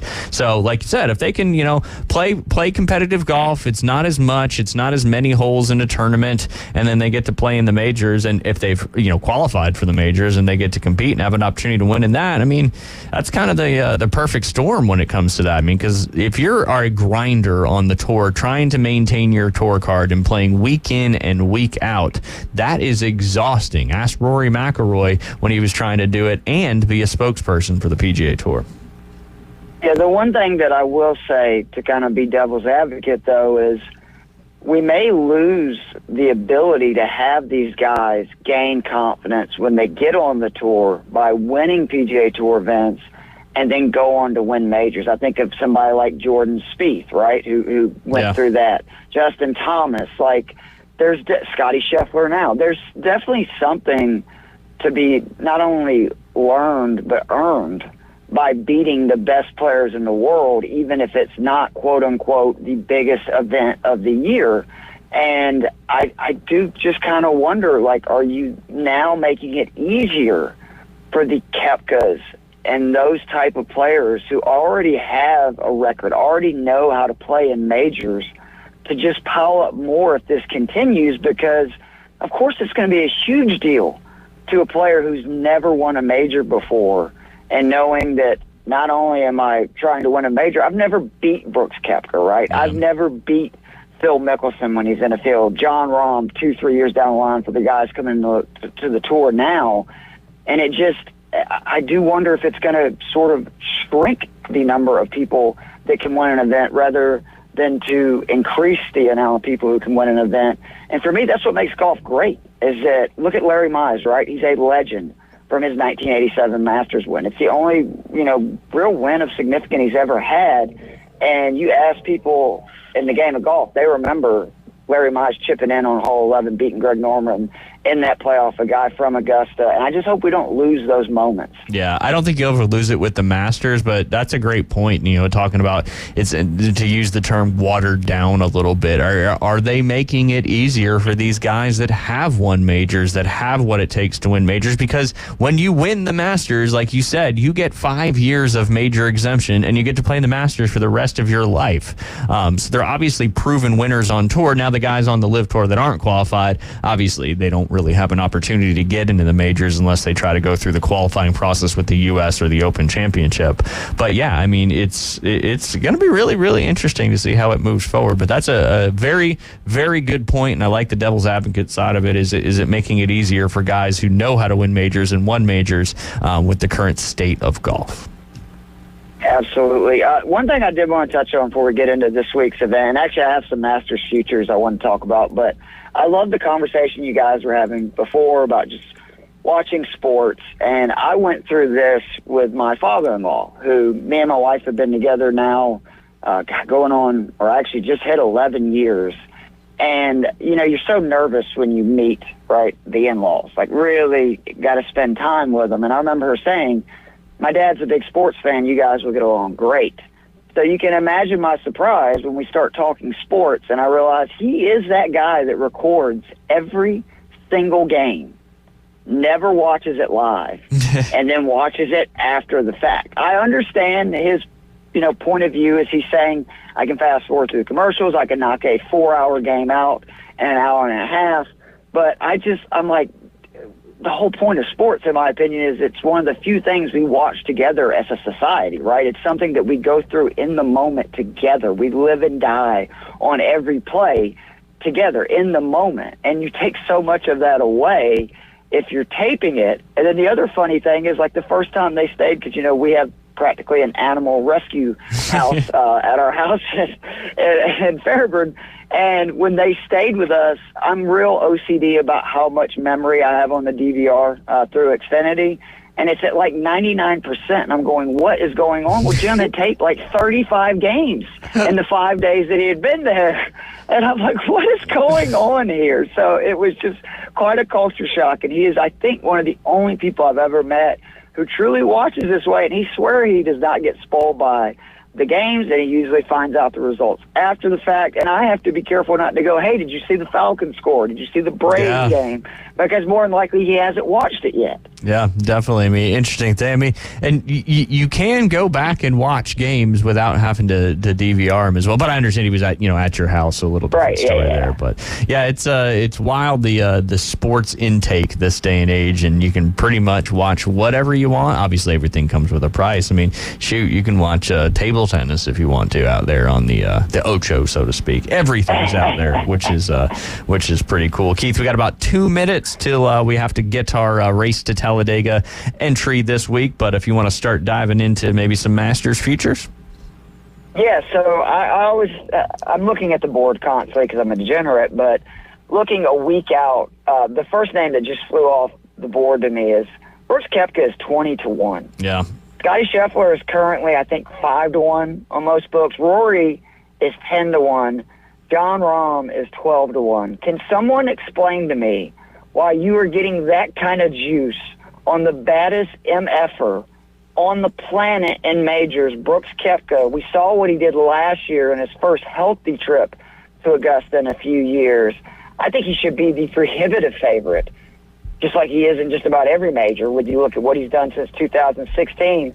And I'm getting almost nearly double odds on all three of those guys in front of him. Yeah, when I was looking at it earlier, I thought that was pretty wild. I mean, but is it that LIV Tour bias? Are they getting a little bit the LIV tax? Yeah, the LIV tax, as you have dubbed it. Yeah, I mean, because the guy that won it last year and the guy that had the lead in the final round are behind Scotty Scheffler and Rory McIlroy. Rory McIlroy cannot win the Masters so far, and Scotty Scheffler's only won how many majors? What, one? Yep. Rory hadn't won a major in over a decade now. Yeah. We're getting to where it's been over a decade, and we're still, I mean, even Tiger, come 2018, 2019, his odds had, came up. I understand Rory is tailor-made for Augusta, and I think he's in his head there, without a doubt, more than anywhere else on tour, because he knows he should dominate that course. Like, that course I know he doesn't particularly love to hit the tee ball right to left, which is a big deal there. But, I mean, come on, Rory could hit a 3-wood off of every tee there and still be one of the longer guys in the field. It baffles me that he's 10-1 and Koepka is 20-1. It just doesn't make sense. All right, Keith, real quick, we'll jump back into it. It is time. If you hear your name, you got to give us a call, 850-215. That is your qualifying time to be entered to win 2 passes up there to the Geico 500. And today's name is Tim Vermette. Tim, give us a call, 850-215-6290. Your qualifying time will get entered in, and if it's beating the one from yesterday, we will certainly let you know, but time is going by very quickly, that is for sure. So, but let's continue on, Keith, and keep talking about... and talking about Rory specifically in the Masters, and obviously we'll talk a lot about the Masters next week. The more time goes on and you don't get that green jacket, I mean, look what happened to Greg Norman, 86, and he had another opportunity in 96. So maybe is this Rory's opportunity, to get it again? And obviously Greg Norman wasn't able to do it, but we talked to Phil Shomo, I think it was Monday, the mental skills coach, and he was just mentioning how Augusta, yes, they don't have rough. It's you can really hit the ball around there, but for the elite golfer, you can have just the slightest missed shot really amplified on that golf course. And I didn't really think about that until he said it. I've been to Augusta a million times, watched it for 30 plus years, and that's one of those things. There are spots all over that golf course that if you just miss it slightly, you're looking at, look at what happened to Jordan Spieth on 12 after he'd already won a Masters. And I would say, though, that it helps when you have unbelievable short game, right? And you look at like Tiger, Phil, the guys that have had the most success there in the last 2 decades, both just 2 of the best wedge players around the greens in the world. Rory, he's improved a lot both there and in putting, but I could understand why for Rory particularly that would be terrifying, right? Because if he gets put in a spot, now I have to get up and down from this location. It is another reason why I think though Scheffler, I don't want to bet against him. He's so good around the greens with his chipping. Now his putting concerns me, obviously, but there's probably nobody better on tour right now off of a tight lie with a wedge in their hand near the green than Scotty Scheffler. Yeah, and we'll see, but is the Augusta allure one of those things that's just a different place. Extra pressure when you walk through those gates. It's the mecca of golf, and there's been a lot of people that have been the best players in the world that just can never get that coveted green jacket. And Jon Rahm has won one before. He knows what it takes to get it. Now, Brooks has not won one before, and he was very close and ended up it just slipping away, but he's bred for the majors, like you said. So, yeah, I think, like you said, 20-1 for Brooks Koepka to win the Masters seems like a no-brainer to at least put a couple bucks on it, that's for sure. Be shocked if it doesn't go down between now and the time we tee off next Thursday. You would certainly think so. So if you're looking to do a futures bet and you want to put a couple bucks on Brooks Koepka, now is the time. That's for sure. Keith, we've got about 2 minutes if you want to start diving into this week's event, the last week before the first major of the year. Actually, if it's okay, we'll do that right after. There's a few more Masters. Yeah, no, that's perfect. That's perfect because we got about a minute now. The 2 guys that are coming up that I think 22-1, I know it looks ridiculous now, but I think they both are going to win at Augusta, and that's Joaquin Niemann and Adberg. I sort of wonder if Ludwig is the kind of guy that doesn't realize how good he is or how big the moment is, and that will help him if he gets in that situation. And then the long shots that I'm looking at, because Patrick Reed is 80-1 right now. Patrick Reed has finished, obviously won the event in 2018. He has 3 top 10s since then. I can't believe he's at 80-1. And then Russell Henley, go Dogs, is 100-1. Did you know that Russell Henley has finished top 15 4 out of his 5 trips to Augusta National? They are saying that this week is going to play as firm and as fast as Augusta has played in a long time. Like, the course is just an absolutely what that, governing board wants to play, right? To where it's going to be an advantage if you hit the ball in the fairway, hit the right spots on the irons and the greens, And that is what Russell excels at, and I think it playing firm and fast only helps him. I think he's a great value at 100-1, and Reed 80-1 is just insane. Yeah, I mean, he's a winner there. You can never count out somebody who's won there before when they're still in their quote-unquote prime, and obviously he's a famous live player and, the 54 holes and all that. And he's kind of a villain out there and always has been, but he still has a green jacket, and there's a lot of people that would love to have one, that's for sure. Let's take a quick break, and when we get back, we'll continue diving in. I guess this week is the Valero Texas Open out there in Texas, and looking forward to seeing what we're doing in the DraftKings world. You're listening to The Inside Drive. We'll be right back. Take ESPN Northwest Florida with you everywhere you go.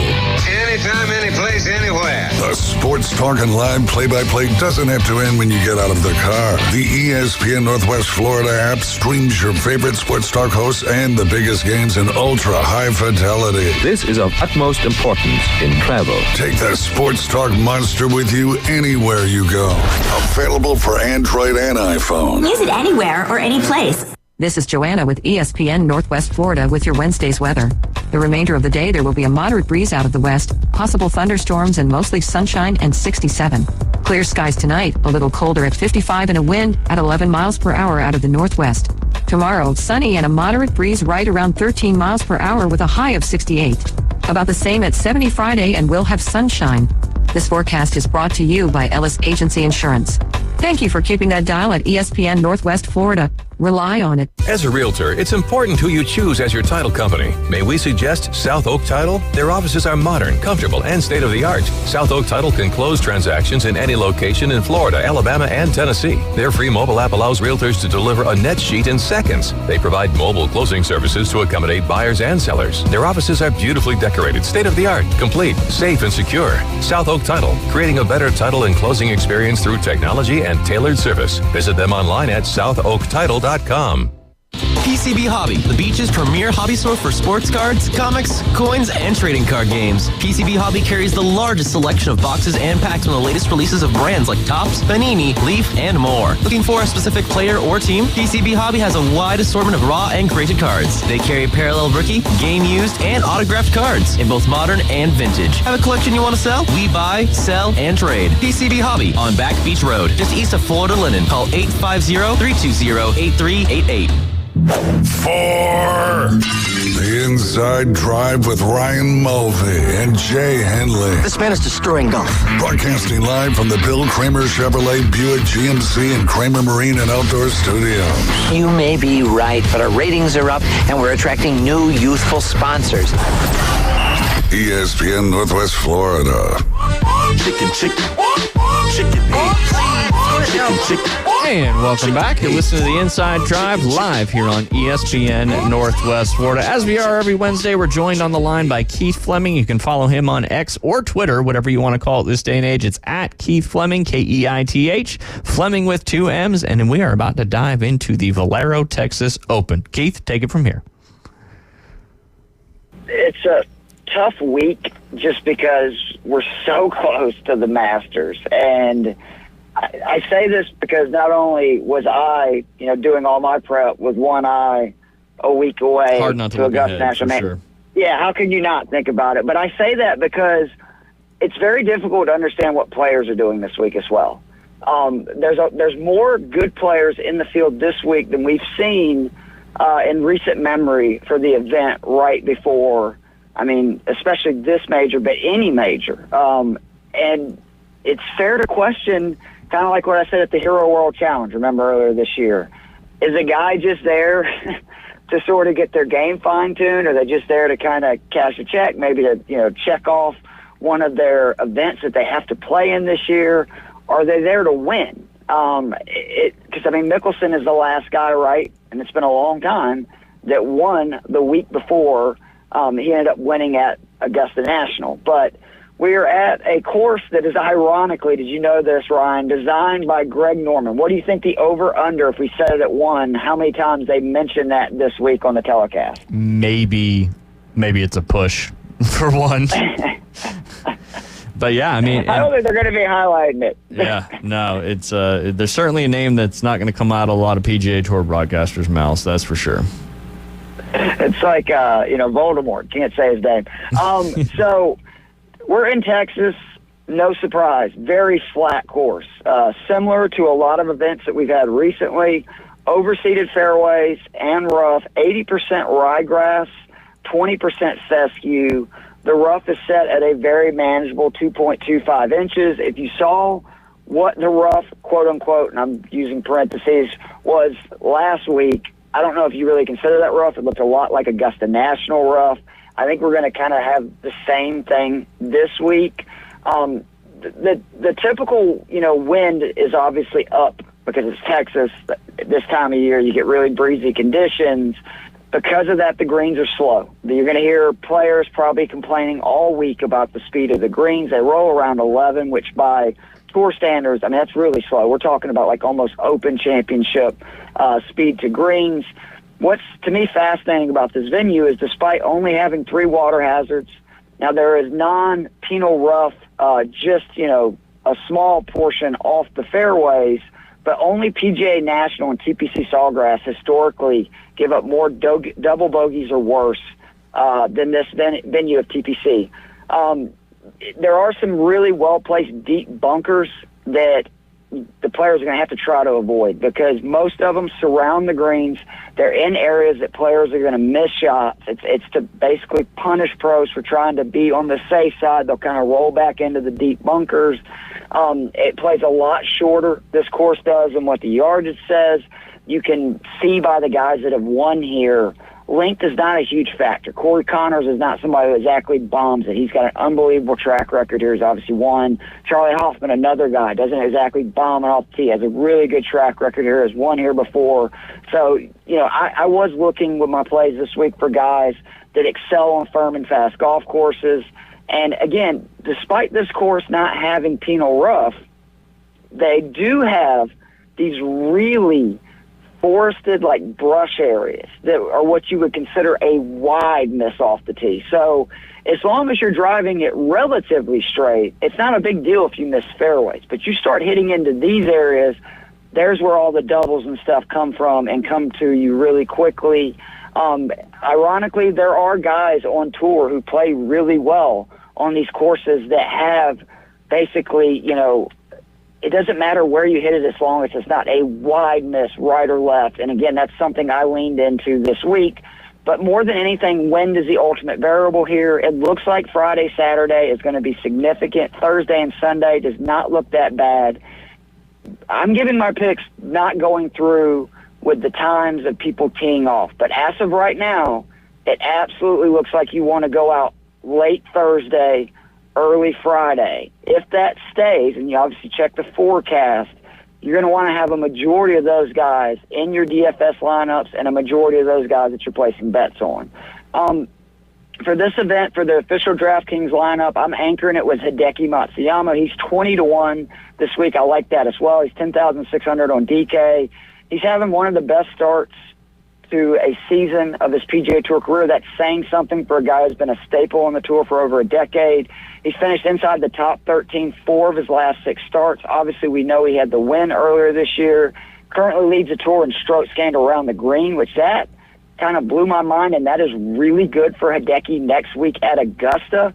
If he's ball striking it the way he always does, but then also scrambling around the greens and being able to get up and down, say if he misses a green and 2 on a par 5, that is a very good stat for both this week and Augusta. And again, if the wind blows, obviously scrambling is going to be so important because it's going to be difficult to hit these greens into these gusty winds.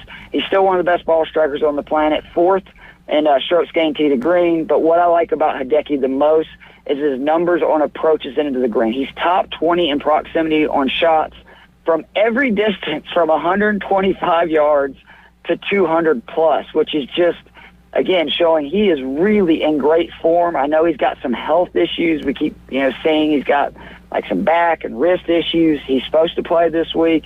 He says he's feeling better. I believe him. I think he's a real value. I'm going to go next with Byung-Hun An, 9K. He's 7-1 to top 5. He's got to win an event before I can start placing him to win again. But he just feels like a super discount on DK at 9K. He finished 6th in this event last year, 7th in 2019. He's top 25 on tour in greens and regulation percentage, proximity to the hole, and approaches from over 200-plus yards.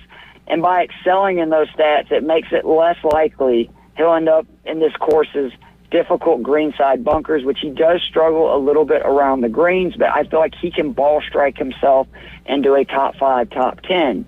Go Dogs, Brian Harman, 8,600. He is 35-1 to win, 8-1 to top 5. I like both of those. This course, again, has been friendly to players without elite distance who excel on firm and fast conditions. Brian Harman and Russell Henley are the two guys that I immediately think of when I hear that. Neither has played in this event since 2019 or found a ton of success at this venue, but we saw how Harman can excel on these firm, fast courses in windy conditions last year when he just smoked everybody at the Open Championship. And which, slower remember, greens. And slower, thank you very much. That's even a better point that I didn't even put in my article, and on slower greens, which is another great point. And he also is just somebody who has had a history of that. He's always played well on these style courses. He has a pretty good record in the state of Texas. And he normally loses strokes off the tee due to his lack of distance, right? This venue really levels the playing field because it's so firm in the fairway and there's so much rollout. He still excels at every part of his game after his tee shot through the green. He's currently top 50 in strokes gained approach, strokes gained around the green. And then Brian Harman's putter is why I'm starting to think about him for Augusta next week, especially hearing it's firm and fast. As of right now, he is 6th in putting average on tool, 7th in total putting, 11th in putts per round, and 6th in 3-putt avoidance. I think Harman is the guy that he learned how to win a major last year, and he's always been that bulldog, right? I think this is an event that even though the scoring may be a little bit lower than what we've seen in recent events, it's still one of the harder venues on tour. I think that gives him a leg up. Aaron Rise next, 7,800. He's 55-1 to win, 5-1 to top 10. He's played in this event the last 2 years, finished top 30, both of those appearances. He rebounded from a very slow start to his season with 4 top 35 finishes in his last 5 starts on tour. Again, I'm looking at ball strikers, right? Texas wind. Amos played in heavy winds. You guys know this, right? Down in the area that you live. Oh, yeah. Always. When that wind gets blowing, especially this time of year, it's brutal. It can just throw your ball all over the golf course unless you really stripe it. Rye is a guy who does that, leads the tour in driving accuracy, 19th in strokes gained approach, 5th in green and regulation percentage, and 22nd in proximity. What's most surprising me about Rye at this venue is in his last 2 appearances here, he gained a majority of his strokes around the greens and on them, and actually lost strokes ball striking. I don't see any way, the way he's hitting the ball right now, that is going to be an issue this year. If he continues to putt and chip well, he could really have a chance to win this event, and he is one of those guys who is on the outside looking in, trying to get an invite to the Masters. The only way he can do that is winning this event. Same for the next guy, Maverick McNeely, 7,400. He's 50-1, 11-1 to top 5. I think he's one of the better players who has not qualified for the Masters next week. Again, this is his last chance to do so. He has to win this event. The young American's in great form, 7 consecutive top 45 finishes on tour. That includes 3 top 15 finishes in his last 5 starts. And he's only played once at this venue in 2022, but he finished 35th. And that week he gained huge numbers on the field and ball striking off the tee and on approach, which means he obviously feels comfortable in this wind in Texas area. And I think McNeely is a sneaky play to win this week. I like the value of him at 50-1 and 11-1 to top 5. Rounding out the official lineup, Andrew Novak, 6,800. He's 100-1 to win, 9-1 to top 10. Yet another guy trying to earn his way into the Masters. I think he is maybe the best value I've seen on DraftKings this week. Last year, in his second career start at this venue, he finished 9th despite below-average ball striking numbers. This season, he's excelling across the board in ball striking metrics. He's 18th strokes gained tee to green, 16th stroke gained approach, 21st in proximity to the hole. He's also 31st in scrambling and 8th in sand saves entering this week. Remember, this course has a lot of really difficult bunkers that surround the green, so you need guys that are good out of the traps. And I just think that Novak is the kind of player that if he can chip and putt like he did last year, where, again, he finished top 10, I think he's going to do well. And you made a great point, Ryan, that some guys just putt better on flat greens that are slower. Like, it takes a lot of the doubt and guesswork out of it. You can be more aggressive with your lines and your speeds. Brian Harman is a perfect example of that. I do have 4 other guys real quick. You want me to go through them just for DK and bets? Absolutely. All right, Morikawa, 10,100. He's 28-1 to win, plus 650 top 5. I also really am starting to look at Morikawa for next week. I know he's kind of a mess right now. I get that. But me and Alan a long time ago said anytime Morikawa gets outside of the 25-1 win range at any event, we're betting on him, especially in majors, because he's won multiple majors. He feels like a real value on DFS and betting boards. He's first in strokes gained distance from fairway with only wild misses off the tee penalized, meaning he excels at these kind of courses where you can miss the fairway, you just can't miss it wide. That has been good for him historically. Russell Henley, I mentioned when talking about Harman, he's 8,200, 45-1 to win, 9-1 to top 5. Everything I said about Harman basically applies to Henley. He's 4th in strokes gained distance, again, that same category from fairway with only wild misses off the tee penalized. He's 30th in putting, 25th in scrambling, and what I love, he's 2nd in sand save percentage. He's not going to be bothered if he goes into these bunkers around the greens. I'm going to go back to Cashmere Keith Mitchell, 7,600. He's 65-1 to win, plus 650 to top 10. I get it. Mitchell, he continues to let me down. The players, I was so excited. Remember, I had him that week. I think he was 2nd going into the weekend, and then he seems to fall apart. And a lot of these ball spar, same deal, like where he's there and then he just kind of fades. But this is a ball striker's course. This dude is top 10 strokes gained tee to green, strokes gained approach. He's at top 10 total driving, top 10 in greens and regulation percentage, top 10 in proximity, and top 10 on proximity of 200-plus yard approaches, which there's a good bit of those this week. He finished 17th and 26th in his last 2 appearances at this venue. And he's another guy trying to play his way into the Masters, which I think if you're looking for people with the most motivation, obviously those are the guys that are kind of on the cusp, but they need a win here to get into the Masters field. And then rounding it out, I'm going to go with Austin Eckroth. I actually had Lucas Glover, who I do really like a lot. That's my official DK play in my Fantasy Six-Pack article. But Eckroth is 90-1 to win, 8-1 to top 10. Excels from 150 to 200 yards on approaches. That is where a majority of iron shots come from.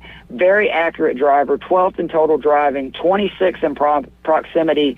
And what I like is since his win, a lot of guys kind of, I don't want to say they give up or don't care, but he's been battling at really difficult venues. 2 top 45 finishes since his win, and one of them was at a comparable course, PGA National, which especially, I know it wasn't much of a comp this year because the wind didn't blow there, but they're saying we will get wind Friday and Saturday. I think he's a value at 90-1. Just some other guys to think about this week: Nate Lashley, Sam Ryder, Andrew Novak, Kyle Phillips, and Harris English, who all are, in my opinion, discounted DK prices. But this is a take-your-shot week because, who knows what a player's motivation is for being in this field the week before the Masters. Could be literally just to get, rid of any rust, get in tournament shape, or they could be going to win, but it's hard to tell that until they tee it up.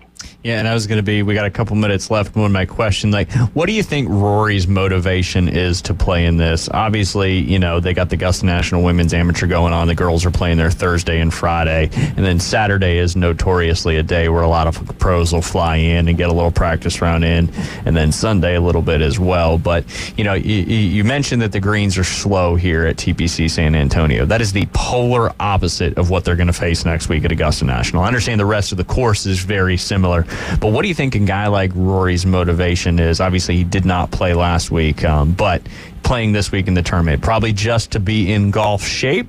Or do you think guys like him, the speed of the greens, they're so good that they can adjust? So there's 2 things. One, you talk about the greens. I actually think you know more about your putting stroke from putting on slow greens than you do fast greens, right? Because it's a lot harder to make a good putting stroke on slow greens. Much easier to do it on fast ones where you're not going to take the putter back very far. Yeah. The big thing, though, is the news has kind of came out that he is working with Harman Butch. Yeah, saw that. And I think that he obviously wants to try to take some of these things that Butch has been telling him and see are they applying on the golf course. And he has had some success at this venue. I actually think for especially MME events this week, Rory's a sneaky good play. He's 13K. I don't think anybody's going to want to touch him. And Rory obviously doesn't mind playing on slow greens. He's played well over in Europe, his entire life. He's from England. He obviously doesn't worry about the wind. He just bombs it anyway. And I think Rory could be a sneaky play. But I think, this is a big week for Rory. I like that he's working with Harman, who we saw what he did for Ricky Fowler when he came back, when we saw what he did for Phil Mickelson all those years ago. He worked with Tiger. Like, Butch Harmon, whether you like him or not, is one of the best teaching pros of all time.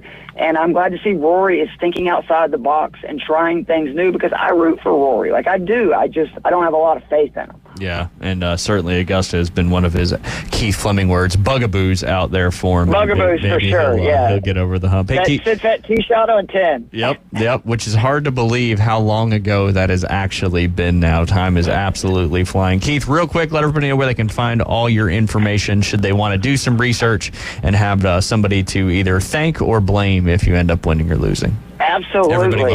You can find... Amen, they do. You can find all my work at fantasysixpack.net, or you can hit me up on the Twitter/X, as Jay says. That's at Keith Fleming, KeithFleming. Hit me up if you have any golf questions. I love talking this stuff, interacting, and good luck with your bets this week. Yeah, absolutely. Keith, we appreciate your time. As always, looking forward to diving into some Masters action next week, as it is just about here. Have a great rest of your week, and we look forward to talking to you next week. You too, Ryan. Tell Jay I said what's up. Oh, that's right. He's not there. Yeah, exactly. He bailed again. You guys are listening to The Inside Drive live here on ESPN Northwest Florida. We'll be back with our last segment of the day on this little dreary Wednesday, but it looks like the rain certainly stopped. ESPN Northwest Florida has your chance to win a pair of tickets to the Geico 500. Join Coach Hale mornings at 7:15 and 8:15 to enter. The race to Talladega. Then at 12:15 and 5:15, listen for your name called. If we announce your name, race to the phones. How long it takes you to call 850-215-6290 is your qualifying time. The fastest qualifying times win a pair of tickets to Talladega, right here from ESPN Northwest Florida. Hi, I'm Tracy, your diamond girl at Tracy's Fine Jewelry. Shopping for the perfect diamond can be difficult, but that's why I've trained my staff to be helpful and to offer you a stress-free diamond experience. Pick your sparkle and use our easy layaway plan. Every woman deserves an exquisite diamond from your diamond girl at Tracy's Fine Jewelry. We don't work on commissions. We work for smiles and I-dos. So if you're tired of high-pressure salespeople, stop by and see us today at Tracy's Fine Jewelry. Attention homeowners, are you dreaming of a backyard oasis? Look no further than S&R Fencing, your go-to destination for quality outdoor transformations. At S&R, they specialize in crafting custom fences, decks, retainer walls, and all exterior construction that not only enhances the beauty of your home, but also stands the test of time. Their experienced team takes pride in delivering top-notch craftsmanship with a personal touch. S&R Fencing, locally owned, licensed, and insured, and a member of the BBB. What's that sound? That's the sound of Downy Unstoppable scent beads going into your washing machine and giving your clothes freshness that lasts all day long. There it is again. It's like music to your ears, or more like music to your nose. That freshness is irresistible. Let's get a Downy Unstoppables bottle shake. And now a sniff solo. Nice. Get 6 times longer lasting freshness plus odor protection with Downy Unstoppables in wash scent beads. Coming in hot. So hot. It'll be a hot one. Really hot. Goddamn. The Inside Drive with Ryan Mulvey. Live from the Bill Kramer Chevrolet Buick GMC and Kramer Marine Outdoor Studios on ESPN Northwest Florida. And welcome back. You're listening to The Inside Drive live here on ESPN Northwest Florida. Well, some breaking news up there from Chicago. The Braves game has been officially postponed until June 27th. So we're looking to see Luis Guillorme was going to be playing shortstop today, but doesn't look like that's going to be happening now, as that game has officially been postponed to the 27th. So you'll have to wait and see. Hopefully they'll beat the Chicago White Sox back in the middle of the season. But a little disappointing for the Braves fans that wanted to see or listen to some action. But it's probably freezing cold and raining up there. Yeah, we weren't going to be airing it anyway. So there you go. There you go. 1:10 start time. But yeah, that is disappointing because I like to be able to keep up with it while I'm doing some show prep. But there's other games to keep up with, like the Rays and the Rangers right now. There you go. There you go. And, if you're fantasy baseball and you had somebody playing in that, obviously that affects your week too as well, I would think, right? They don't allow you to do any like last-minute substitutions or anything like that? Well, you can, if you got a player on your bench, then yeah, you'd be able to, because if it's postponed, it's not like he's stuck in that position at that point in time. So a guy from your bench, if he hasn't started his game, you could plug him in. Gotcha. Makes sense. And speaking of the MLB, we only have, it looks like, just one undefeated team left. And are you surprised, David, that it's the Detroit Tigers? Obviously, we're very early in the season, but, they're 4-0 now, and they haven't lost a game yet. Pirates lost last night. Yes, the Pirates lost last night. Or, excuse me, I'm an idiot. The Pirates and the Brewers are still undefeated as well. Pirates, Brewers, so that means that the Yankees lost last night? Yes, the Yankees are now 5-1. All right. Well, the Brewers are the most... I hate... The Pirates aren't as surprising because of the teams that they've played to this point. The Brewers are surprising just because of losing Craig Counsell. The Yankees, there's all of the teams that are undefeated at this point are surprising.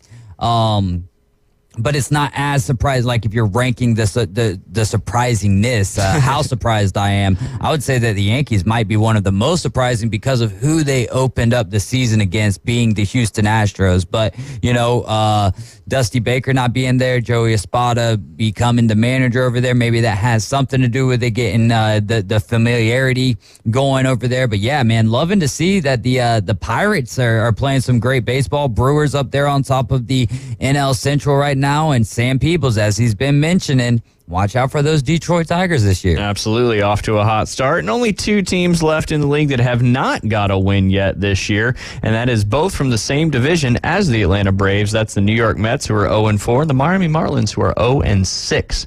Good on the Mets. Way to go. Y'all keep it up, man. Looking for that 0-162. There you go. I just don't like teams that are blue and orange for some reason. Yeah, hey. Mets, Tigers, Auburn Tigers. Not a huge fan of the old Florida Gators, outside of when we're rooting for them here on the air or whatnot.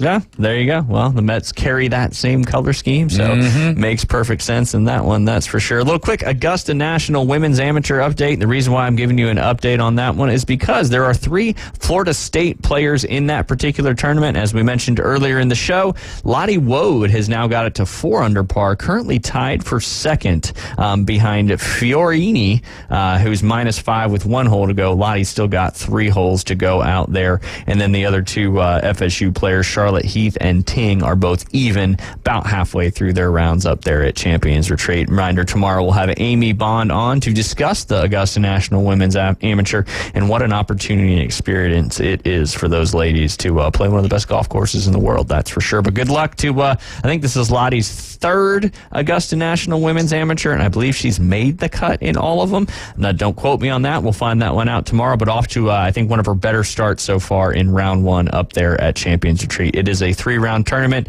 They get that break of 1 day in between the 3rd or 2nd and final round, but they do get to play Augusta National whether you make the cut or not. So la-di-da-di-da. There you go. She's a great player. She's done some wonderful things up there for FSU, and I think this is her last year up there. So maybe she can hoist some hardware over there from Augusta National, which is not a place people were able to play in this tournament too long ago. Some local games coming up this afternoon and this evening on the baseball side of things. Arnold trying to stay undefeated, still playing in the tournament, hosting Mayfield. Again, Arnold's 14-0, trying to make it 15-0. Go out and support the Arnold Marlins. It looks like the weather's going to clear up this afternoon. Maybe get a little cooler, a little breezy, but go out and see if they can make it 15-0. On the softball side, Arnold will be playing Bozeman at home. They're 14-1, trying to make it 15-1. Bozeman is 5-6, trying to go to 500 on the year. Back to baseball, you got North Bay Haven traveling to play Rutherford, and then you got Freeport coming all the way down to play Bozeman. Bozeman's 14-2, trying to make it 15-2. And then on the softball side, last but not least, in the area, North Bay Haven 14-2 will be playing Mosley. So some great action on both the diamonds tonight. I want to talk to, since we've got David, and Jay leaves us all the time, and David's the big baseball guy that he is. I wanted to get his thoughts on what they're calling Juan Soto's massive gamble. Obviously not taking I was reading a little bit about it before, but we also forgot how young Juan Soto. He's only 25 years old. He's got a World Series ring, a batting title, and 2 blockbuster trades. 25 years old. Pretty nuts how awesome of a career he's already had. He's off to a hot start up there in New York. But, he turned down a $440 million extension to stay, it looks like, to stay over there in San Diego. But he only played a season and a half up there, and he's now in New York, where he seems to be comfortable, and he's hitting .417 with a 1.100 OPS through 6 games for the 5-1 Yankees.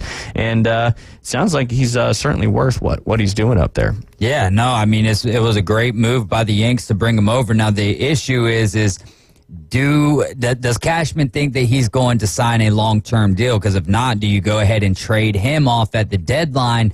I just don't think that's the way that the Yankees would do it. I imagine that if they're in contention near the trade deadline, Juan Soto is going to be a part of them. I've got him pegged to be the American League MVP, and he's gotten off to a roaring start because typically for Juan Soto, in the last 2 years, it's been a slow start for him, and then right around the All-Star break, right at the end of the All-Star break, he starts turning it on and becomes one of those great players, and he's worked on his defensive prowess as well. So Juan Soto is absolutely a name to watch out for, and he's going to get at least $500 million on the market in free agency next year. The question is going to be where he ends up, and if I'm the Yankees, I do everything in my power to keep him because they've got a nice-looking outfield over there, and it's cool to see with him working on his arm.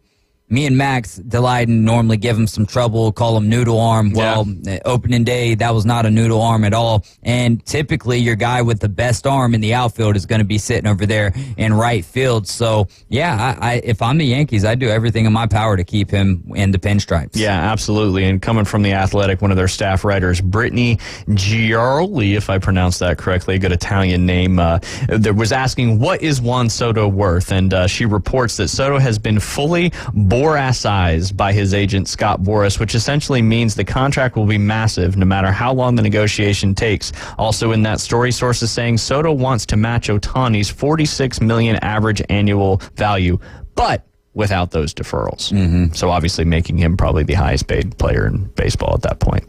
Right? Because Shohei with the deferred, annual value anyway. AAV.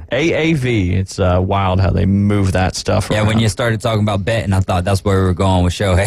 Oh yeah, no, interesting. And he seems to be off to a good start. And you mentioned to me on the before the show got started, Bryce Harper's game last night. He was 0 for 11 on the season, but that quickly changed with hitting 3 home runs yesterday. I think one of those being a grand slam as well. Total of 6 RBIs, so that would make, I think he had 6 RBIs. When I checked into fantasy baseball, he was at 21 points, which is that's very high.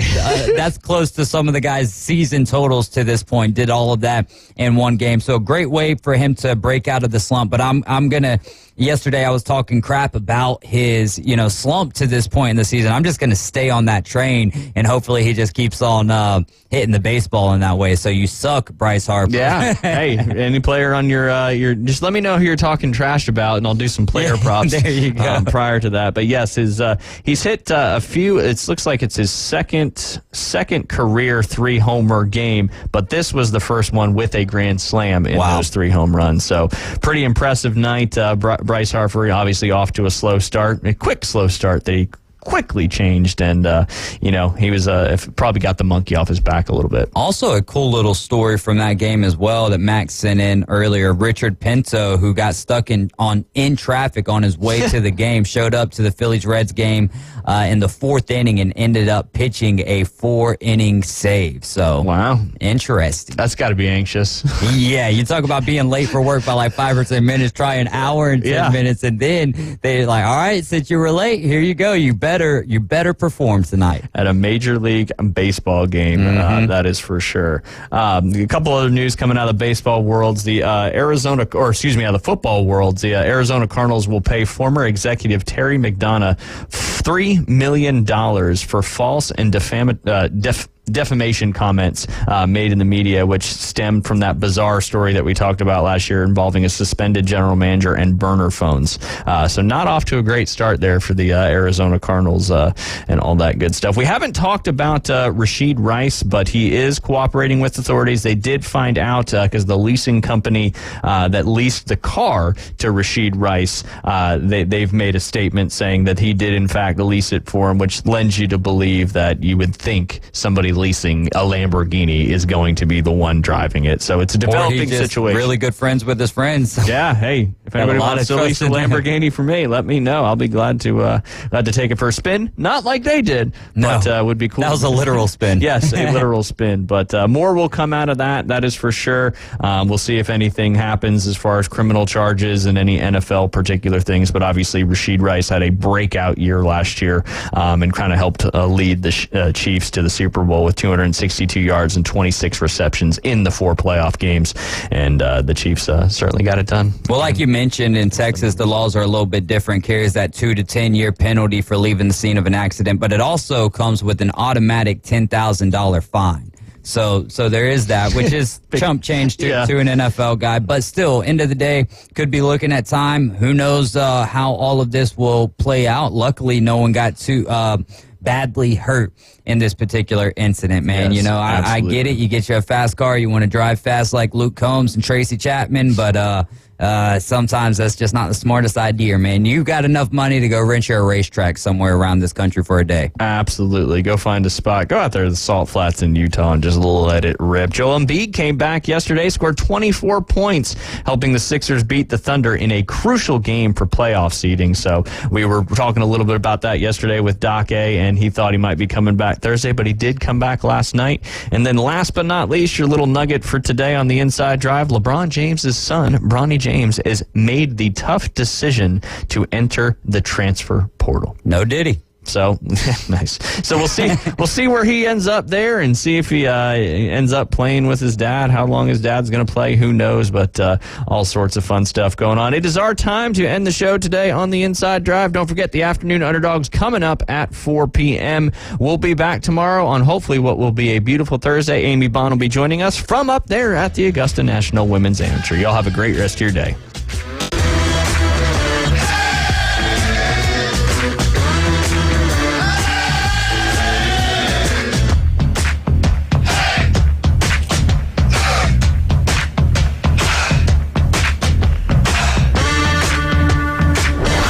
ESPN Northwest Florida has your chance to win a pair of tickets to the Geico 500. Join Coach Hale mornings at 7:15 and 8:15 to enter.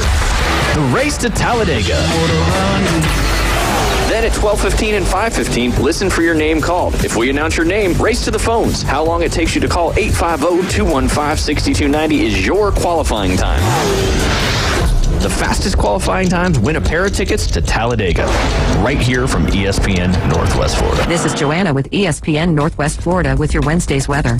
The remainder of the day, there will be a moderate breeze out of the west, possible thunderstorms, and mostly sunshine and 67. Clear skies tonight, a little colder at 55 and a wind at 11 miles per hour out of the northwest. Tomorrow, sunny and a moderate breeze right around 13 miles per hour with a high of 68. About the same at 70 Friday, and we'll have sunshine. This forecast is brought to you by Ellis Agency Insurance.